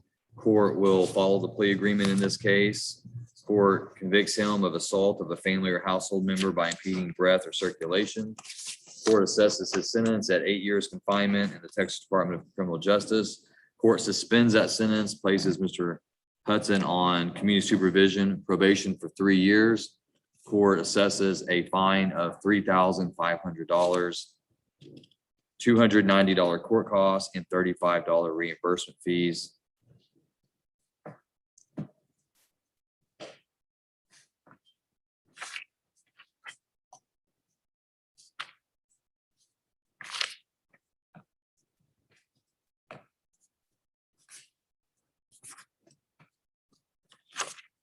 Is Mr. Hudson still in the residence with the victim in this case? No.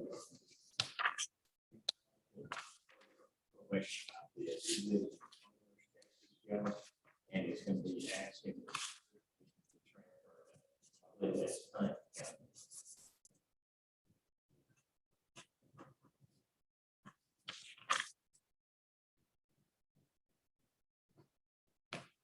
I notice here that the certification of appeal says it's not a plea agreement and that he's reserving the right to appeal.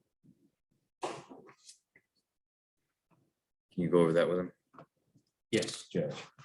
Let me go ahead and take it to him and we need him. You see how that first one's marked? It says it's not a plea agreement. It says he's not. Oh, okay. Needs to say that it is a plea agreement. He's waiving the right to appeal.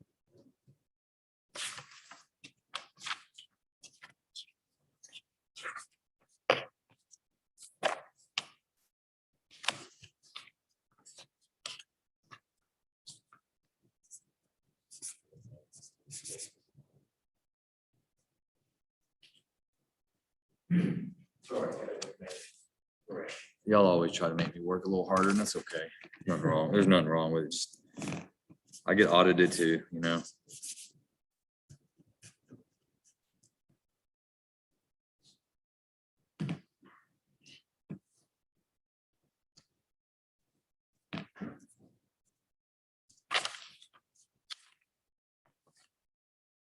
All right, Mr. Hudson, have you been on probation before? Did you complete it or did you get revoked? You completed? You plan on completing this one? You understand that you're looking at 8 years if you don't. That's what you've agreed to do today. If you violate your probation conditions, if they find that you violated and they bring you back before the court and they prove it to me, and if I revoke your community supervision, then the sentence is set today. It's 8 years. You understand? All right, Mr. Hudson, you're hereby remanded to the custody of the Van Zandt County Community Supervision and Corrections Department so they can carry out the terms and conditions of the sentence and have you step forward to be fingerprinted with the bailiff. After that, step over here with Officer Matura and she'll give you further instructions. Thank you, James. That's all I have. Thank you, Mr. You may. Thank you, Ms. Perkins. Good to see you.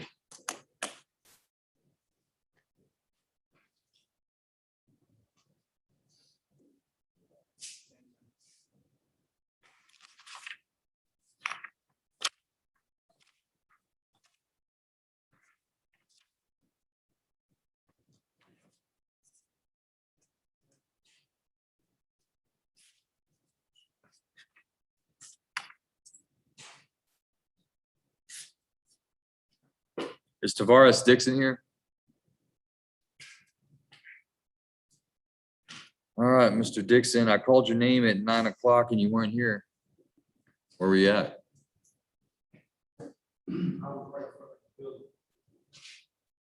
Okay, well, I need you in the courtroom. No, I don't need you in front of the building at 9. I need you in here at 9 when I'm calling everybody's name. That's how I determine who goes to jail today and who stays out. You understand? So you need to be here in this courtroom at 9 o'clock. Mr. Dixon, we are set today in CR 21-211 for you to hire an attorney. Have you hired an attorney to represent you? I couldn't afford it. At the time, not at the time. You just talked to one. Who else? You just talked to one attorney and that was it? They talked,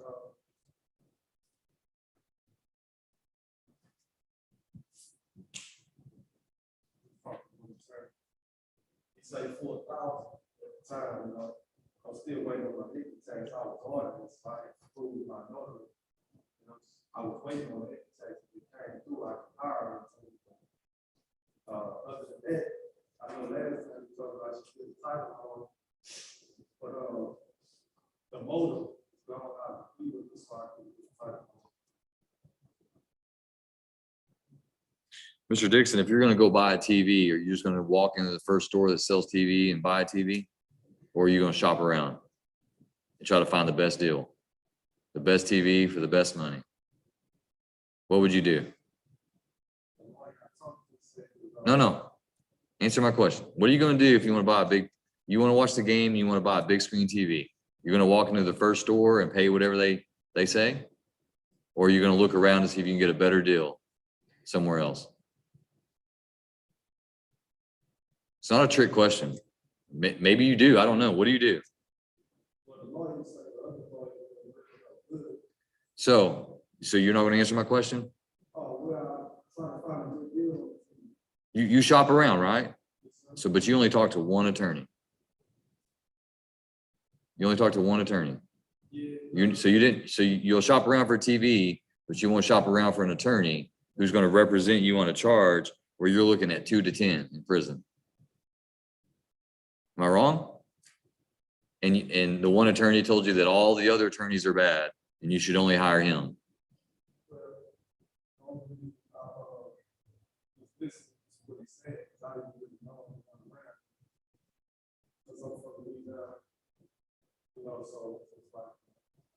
I'm just new space.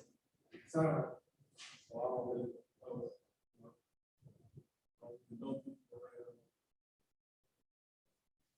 All right, that's what we're gonna do, Mr. Dixon. Have a seat over here. I'm gonna drug test you. If you're clean, you're gonna go home today. If you're not clean, you're gonna stay with me and then we'll figure out the attorney thing. So just have a seat over here in this box.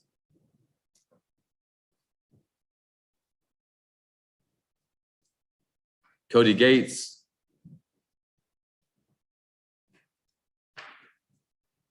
You got Mr. Waddell. You stick your head in there, let him know that.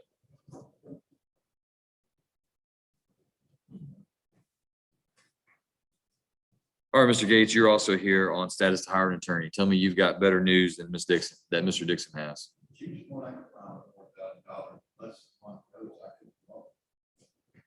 How many did you call? I probably talked 5 or 6. Who are they? Put the Roberson.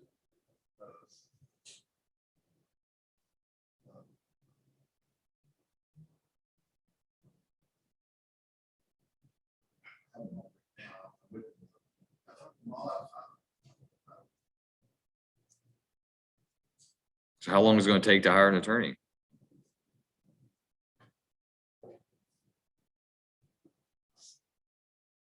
Do the best I can. I'm not asking that. I asked you a very direct question. How long is it going to take? I don't want to know how you're doing. I want to know how long is it going to take, because you've been charged with a crime and I can't just say, we'll check back with you in a year and see how you're doing. That's not what this is about. How long is it going to take you to hire an attorney?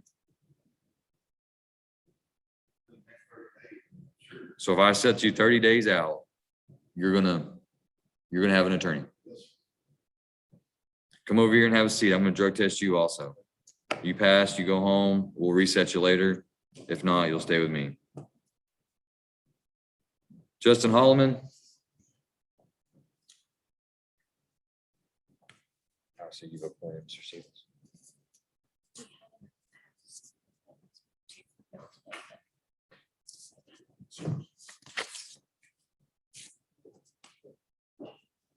All right, I'm just gonna send him. Actually, let me see what she's doing. Aaron, you're not filling one out, are you? Are you filling one out for Mr. Holloman? You are? Okay. Let's. Oh, he will? Oh, actually, he's on Zoom right now. Okay. All right, so let me bring him in right here. This is Brad though. I've emailed it.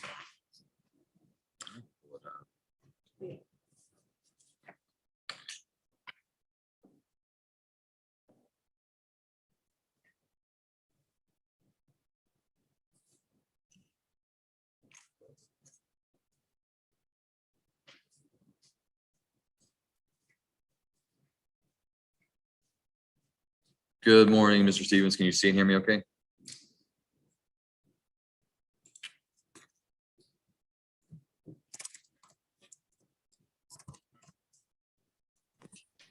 Yes, sir, I do. I had trouble getting my phone off mute. Okay. All right. So I have called cause number CR 20220 State versus Justin Lee Holloman. He is set for arraignment on an assault of a family or household member with previous convictions. He applied for a court-appointed attorney. The court reviewed The information found him to be qualified under the law, and the court has appointed you, Mr. Stevens, to represent Mr. Holloman. I think Ms. Abraham says she was able to send the indictments. Have you had a chance to receive that? If not, I can put it on the screen. Yes, Judge, I do. But did you say Holloman, Your Honor? Because the indictment I was sent was a Michael Williams on an evading. There's a Michaela Williams, and so there are two. There's two. She made 2 appointments today. Okay, I didn't know about, I knew about Williams, Your Honor. I didn't know about the other one. I apologize. That's okay. That's okay. I'll pull it up. So maybe if we can put it up on the screen for me, I can look at it and go through it with my client.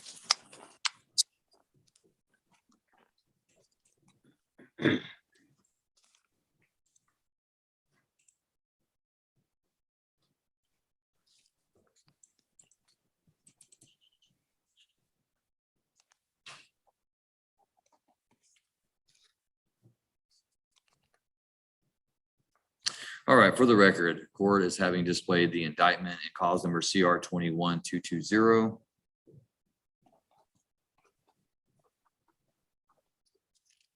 State of Texas versus Justin Lee Holloman. It says it's in the county court of law, but that's incorrect. Okay, Judge. It's a 3rd-degree felony. So Mr. Holloman, can you see that from where you're at, or can you see it on your screen right there? Okay. All right, I'm gonna give you a moment. Go ahead and kind of read through that for just a moment, and then you have a copy of it? Okay. All right, go ahead, Mr. Stevens. Oh, if it may please the court, Your Honor, we would waive reading of the indictment, enter a plea of not guilty. All right. Mr. Holloman, is your name spelled correctly in the indictment? All right, and you understand that the range of punishment for a 3rd-degree felony is confinement in the Texas Department of Criminal Justice for not less than 2 years or more than 10 years and a $10,000 fine? All right, court will find that Mr. Holloman has been provided with a copy of the indictment, that he waives the formal requirements of arraignment and has pled not guilty, and the court will enter his plea of not guilty into the record, and the court will set Mr. Holloman for pretrial. Are you available on November 30th, Mr. Stevens? Let me check your judge. Yes, 1 second, sir. Yes, sir, I am. Okay, we'll set Mr. Holloman on November 30th for pretrial. All right, sir. And Your Honor, would you ask when he gets through at court to give my office a call so we can get set up to get an appointment? Yes, sir, I will. Thank you, sir. Did you hear that, Mr. Holloman? If you'll give Mr. Stevens wants you to give him a call whenever you get out of court. And you have his number at the bottom of that form that Ms. Tabraham's she's gonna give you a form. Ms. Tabraham, she went to get it. She's gonna bring you a form that has Mr. Stevens' phone numbers on it, okay? So if you have a seat out in the hallway, she'll bring it to you. Oh, I'm sorry. Come over here, Mr. Holloman. Ms. Burns has it, has additional stuff for you.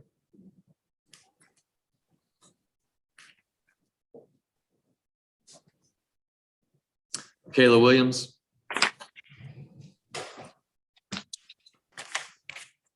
All right, this is cause number CR 21314, State versus Michaela Allison Williams, set for arraignment on an evading arrest or detention with a vehicle, 3rd-degree felony. Court has appointed Honorable Bill Stevens to represent Ms. Williams. And have you had a chance to review the indictment with your client, Mr. Stevens?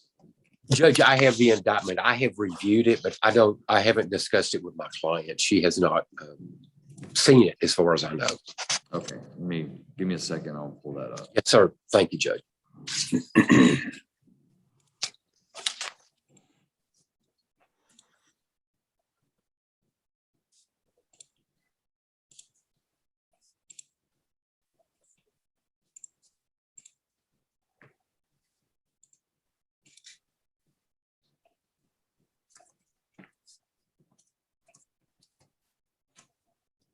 November 30th.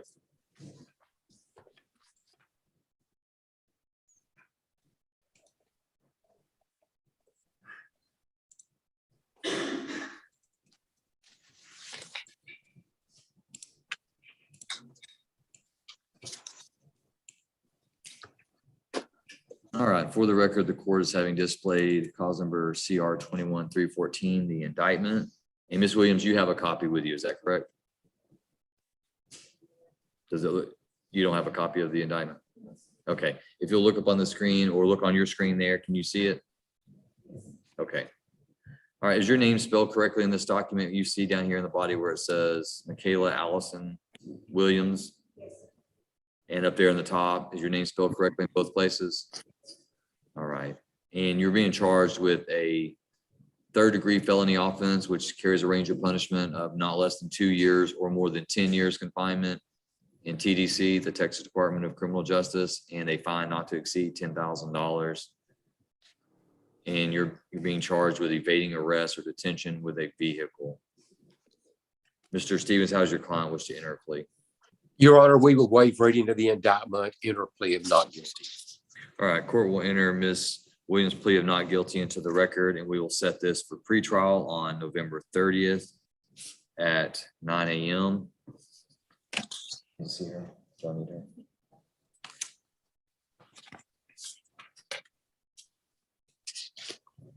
Well, Your Honor, would you ask Ms. Williams also to call my office when she gets out of court today? She heard you and she acknowledged that she will. Thank you, Judge. All right, you're free to go. All right. Mr. Stevens, Ms. Abraham says thank you. Thank you, Judge. I appreciate it, All sir. right, we'll see you soon. Tomorrow. All right, All sir. right, bye-bye.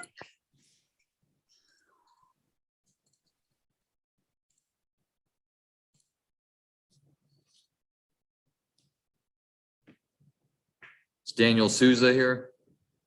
Daniel Souza?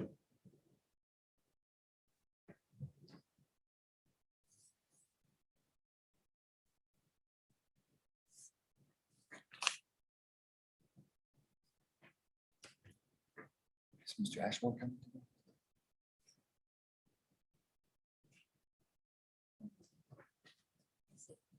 Is everyone else in the courtroom represented by Casey Ashmore? Raise your hand if you're represented by Casey Ashmore. Ma'am, what's your name?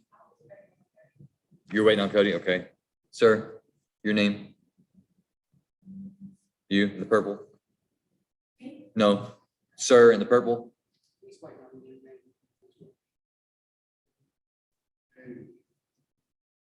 He's waiting on.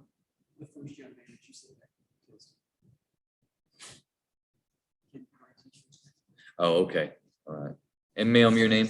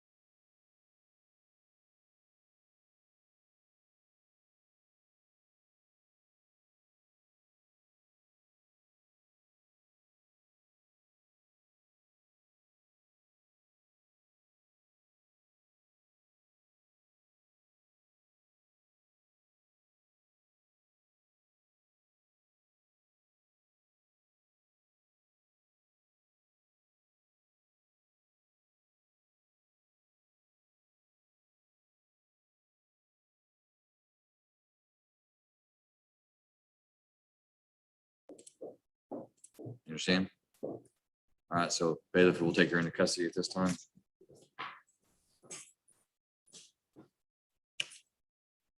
We're gonna reset Ms. Rash's pretrial till 10:26.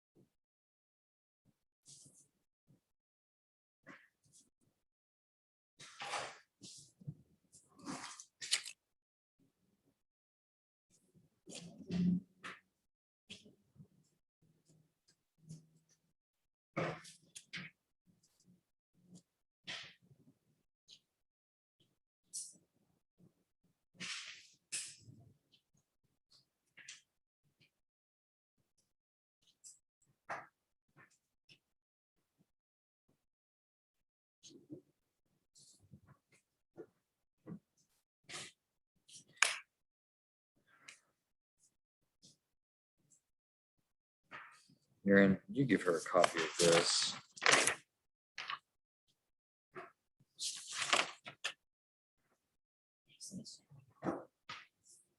Yeah.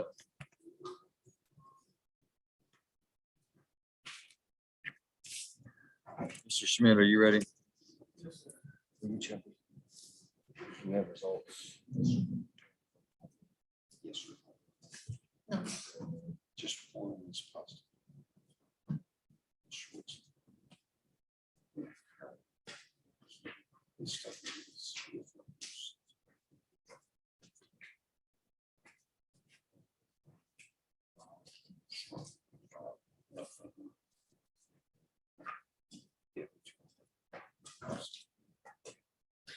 All right, Mr. Schmidt, who are you ready on?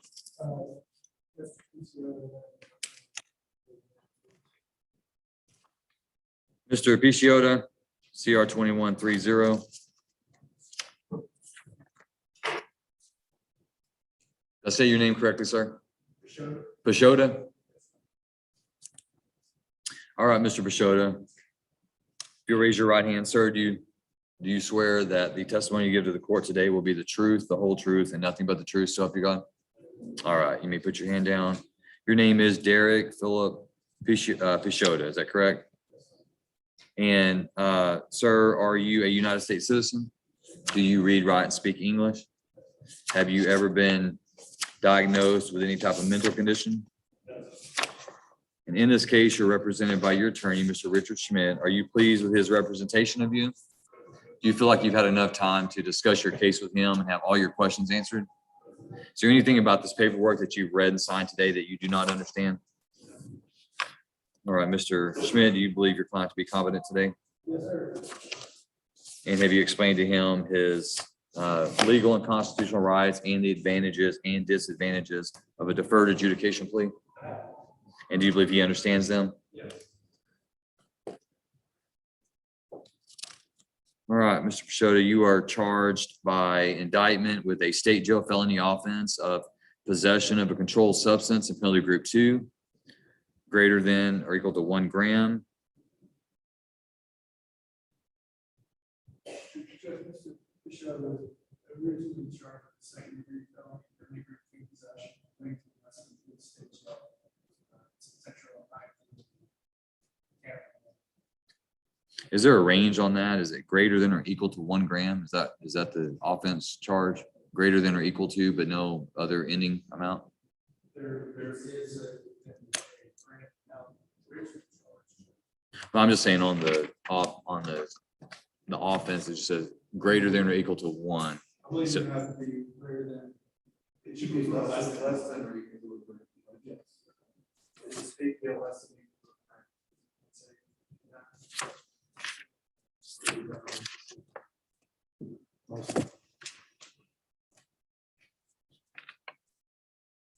I don't know because of penalty group 2.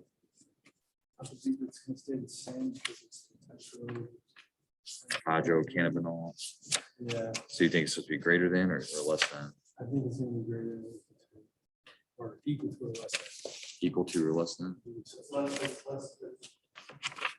Well, that's the one. So do you want me to change this? If it says greater than the sign.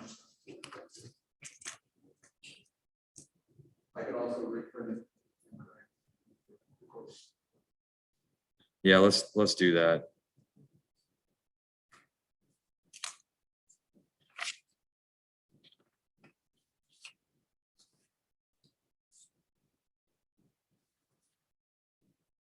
All right, Mr. Pashota, this charge of possession of controlled substance in penalty group 2, less than 1 gram, that carries a range of punishment of not less than 6 months or more than 2 years confinement in the state jail division of TDC and a fine not to exceed $10,000.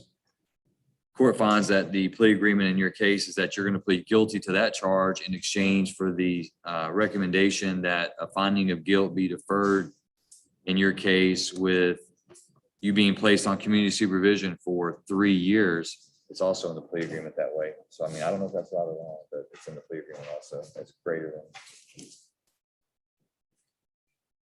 With a fine of $2,000, restitution of $180, court costs and reimbursement fees, and the state taking into consideration an unfiled misdemeanor marijuana charge.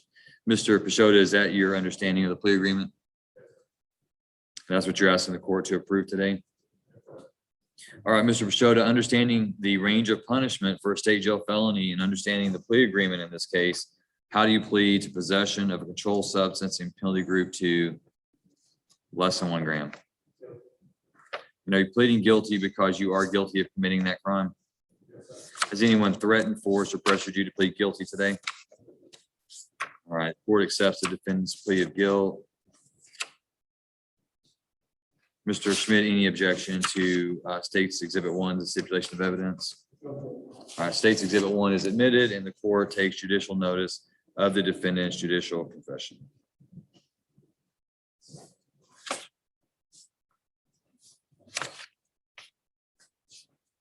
Anything further from the state? No, Judge, we would rest the charge. Anything further from the defense?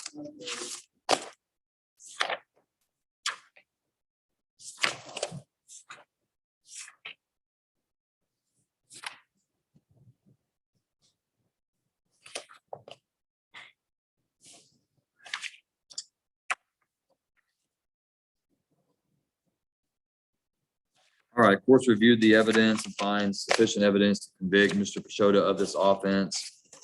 Court will follow the plea agreement in this case. The court defers a finding of guilt for Mr. Pashota, places him on 3 years community supervision, assesses a $2,000 fine, $180 restitution. Court dismisses under section 1245 M19-00873, possession of marijuana. Court orders him to pay $35 reimbursement fee, $290 court cost, and $180 restitution. Mr. Pashota, have you been on probation before? No? You signed the conditions of probation in this case, so you know what's expected of you, right? You understand, and I'm sure that Mr. Schmitz explained it to you, but you understand that if you violate the terms of your community supervision, the state may file a motion to revoke it and bring you back before the court. And if the court finds that you have violated the terms and conditions of your probation, that the court will conduct a hearing, and if it makes that finding, may revoke your community supervision. Court may adjudicate your guilt and convict you on that day. And the court would have the entire range of punishment in which to assess your sentence from 6 months all the way up to 2 years.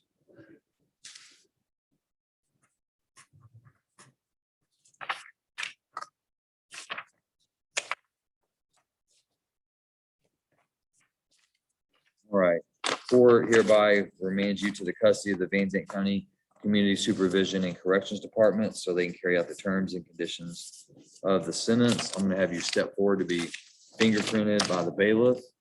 After that, I want you to step over here with the officers from the probation department, and they will give you further instructions. Mr. Schmidt, are you retained on this case? Okay, I'll looking for a bill just in case.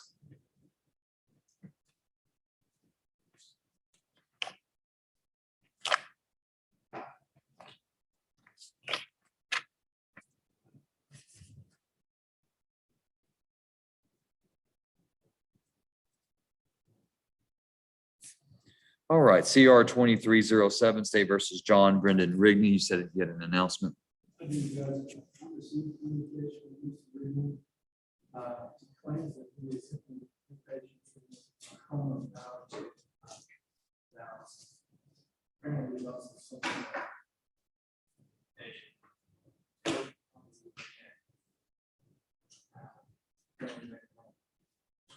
Trying to download the PDF.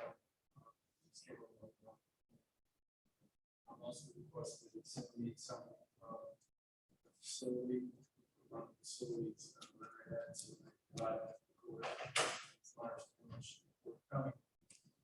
At this point, that's what the school.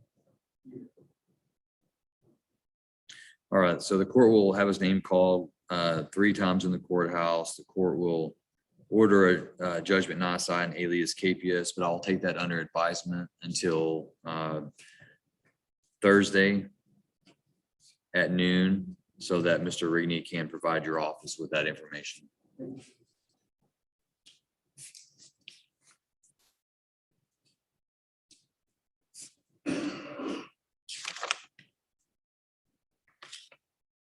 that all you have, Mr. Schmidt?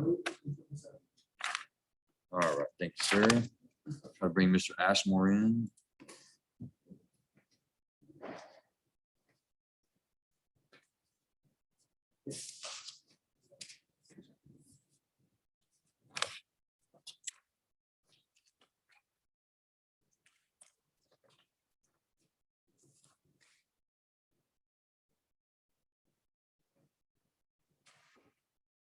Bryce Carroll, CR 21208.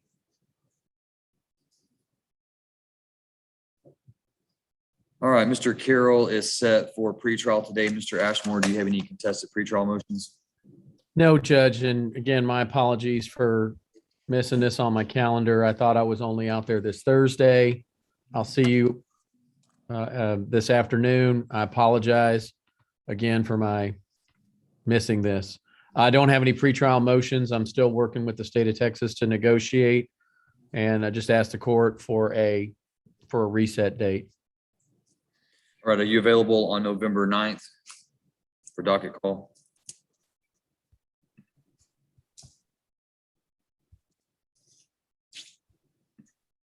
I'm looking right now, Judge.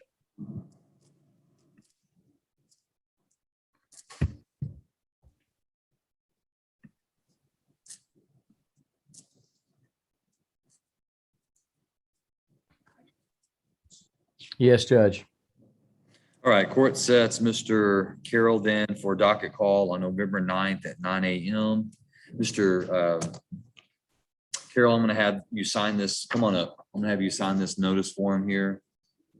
And we're gonna give you the yellow copy, just like sign up there, that's fine. And then after that, Mr. Carroll, I need you to report to pretrial release, and I need you to make a payment today towards your bond supervision and your attorney fees, okay? Ms. Fowler?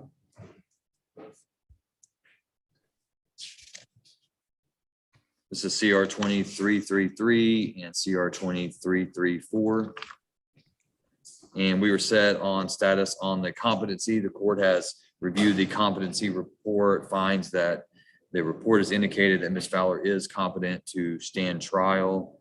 Mr. Ashmore, does the defense oppose that report? We do, Judge. I mean, I have a lot of respect for our evaluator.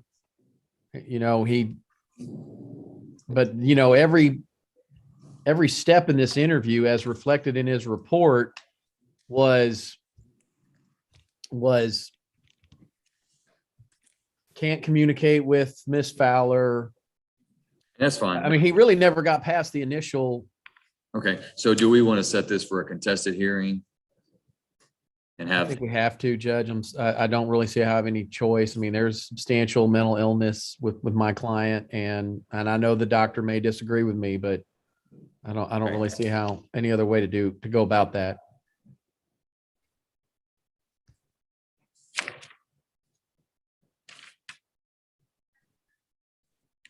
All right, court's going to set this for a hearing on the competency on October 28th. So that's in 2 weeks. And that'll be at 9 a.m. Thank you, Judge. All right. I'm putting it on the calendar, and again, my Do me a apologies. favor. Can you put this, can you fill that out for her, let her sign that? So Ms. Fowler, we're going to bring you this form and she's going to have you sign it and we're going to have you come back on the 28th. Okay? So she'll be out there with you in just a second.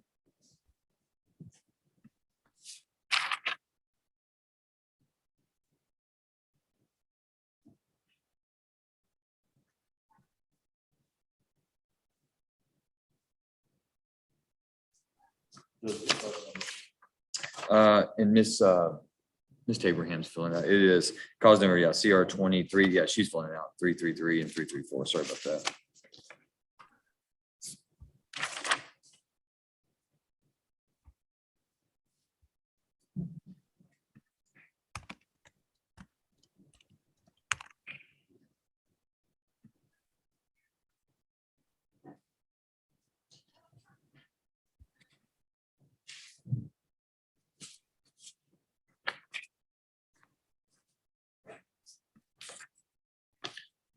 Right, is that all we have for Mr. Ashmore? Is that all you have? That is, Judge. That's all I have this morning. Again, please accept my apologies. It's not my custom to not get that on my calendar. I'm sorry. Yeah, no problem. I understand. All right, let's see, who do we, all right, Mr. Dixon, if you'll step on up, sir. All right, we're back on the record, CR 21-211. Right back there. That'd be fine. Judge, may I be excused? Yes, yes. Mr. Thank you. Ashmore, I've got a bunch going on. I'm trying to get them out of here. All right, what's the drug test results for Mr. Dixon? Judge, receiving a sample, the results for positive on marijuana. The defendant stated that he's not used since placed on retrial a month ago. Once I read the paper for the 14th of October, I made sure I haven't done any drugs. I don't drink, I don't smoke, I don't do the workout.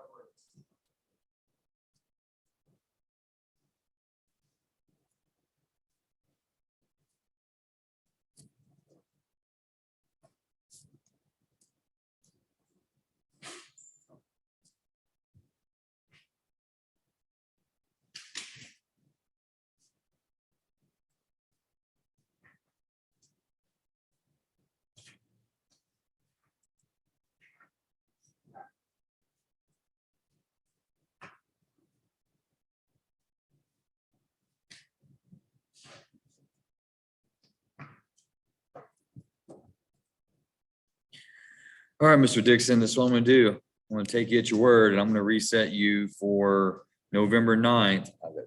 November 9th. And I expect you to have an attorney with you. If you show up on November 9th without an attorney, you don't want to show up on November 9th without an attorney. You understand? You understand? I'm gonna tell you what you need to do is show up with an attorney on November 9th. How you get that done between now and then is your business. But I'm gonna have you sign right here and she's gonna give you the yellow copy and I suggest you take that with you when you meet with these attorneys.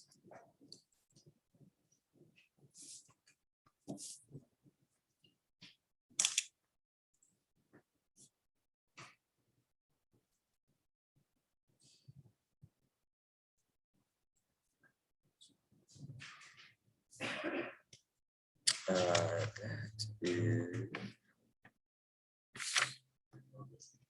Yes.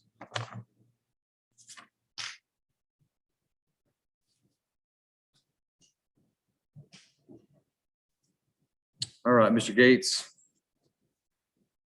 CR 21-217.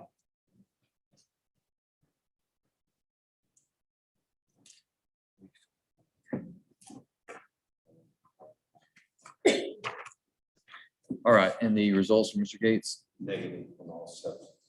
Good. Mr. Gates, I'm going to reset you to hire an attorney on 11-9. You need to show up with an attorney. If you don't, it's not gonna be good.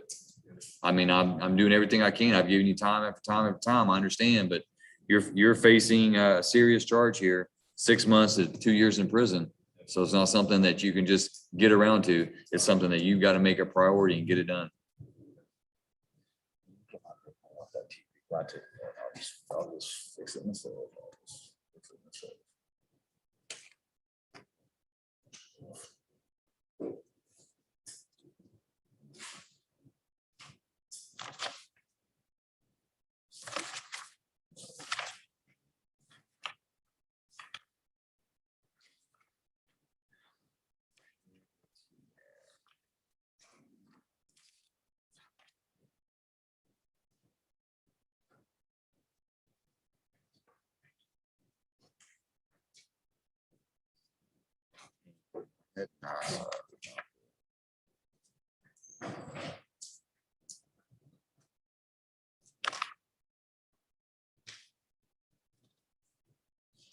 All right.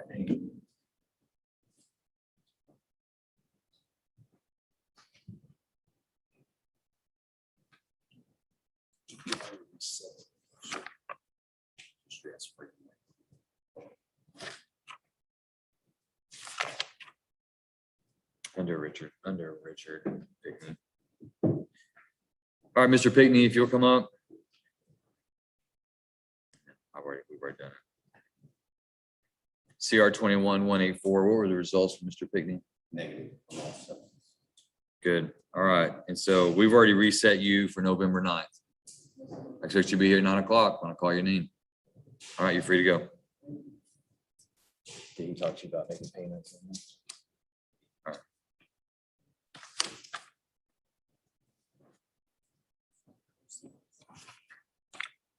Let's call some names real quick.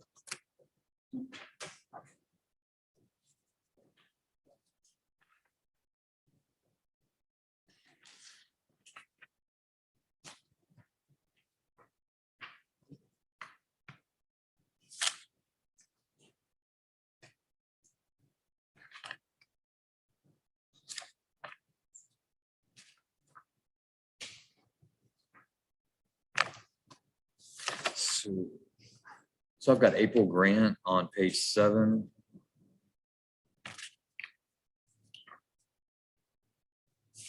And there was one more for Mr. Schmidt. John Rigney. Rigney and Grant. If you'll call those loudly 3 times. He has a 17. No, it'd be, yeah, 17, 19. No, there's already been a release of surety warrant.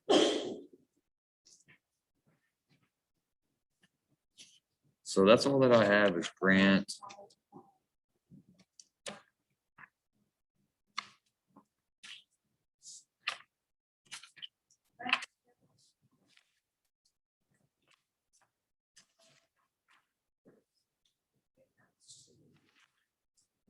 Will you get him some of the bailiff's account?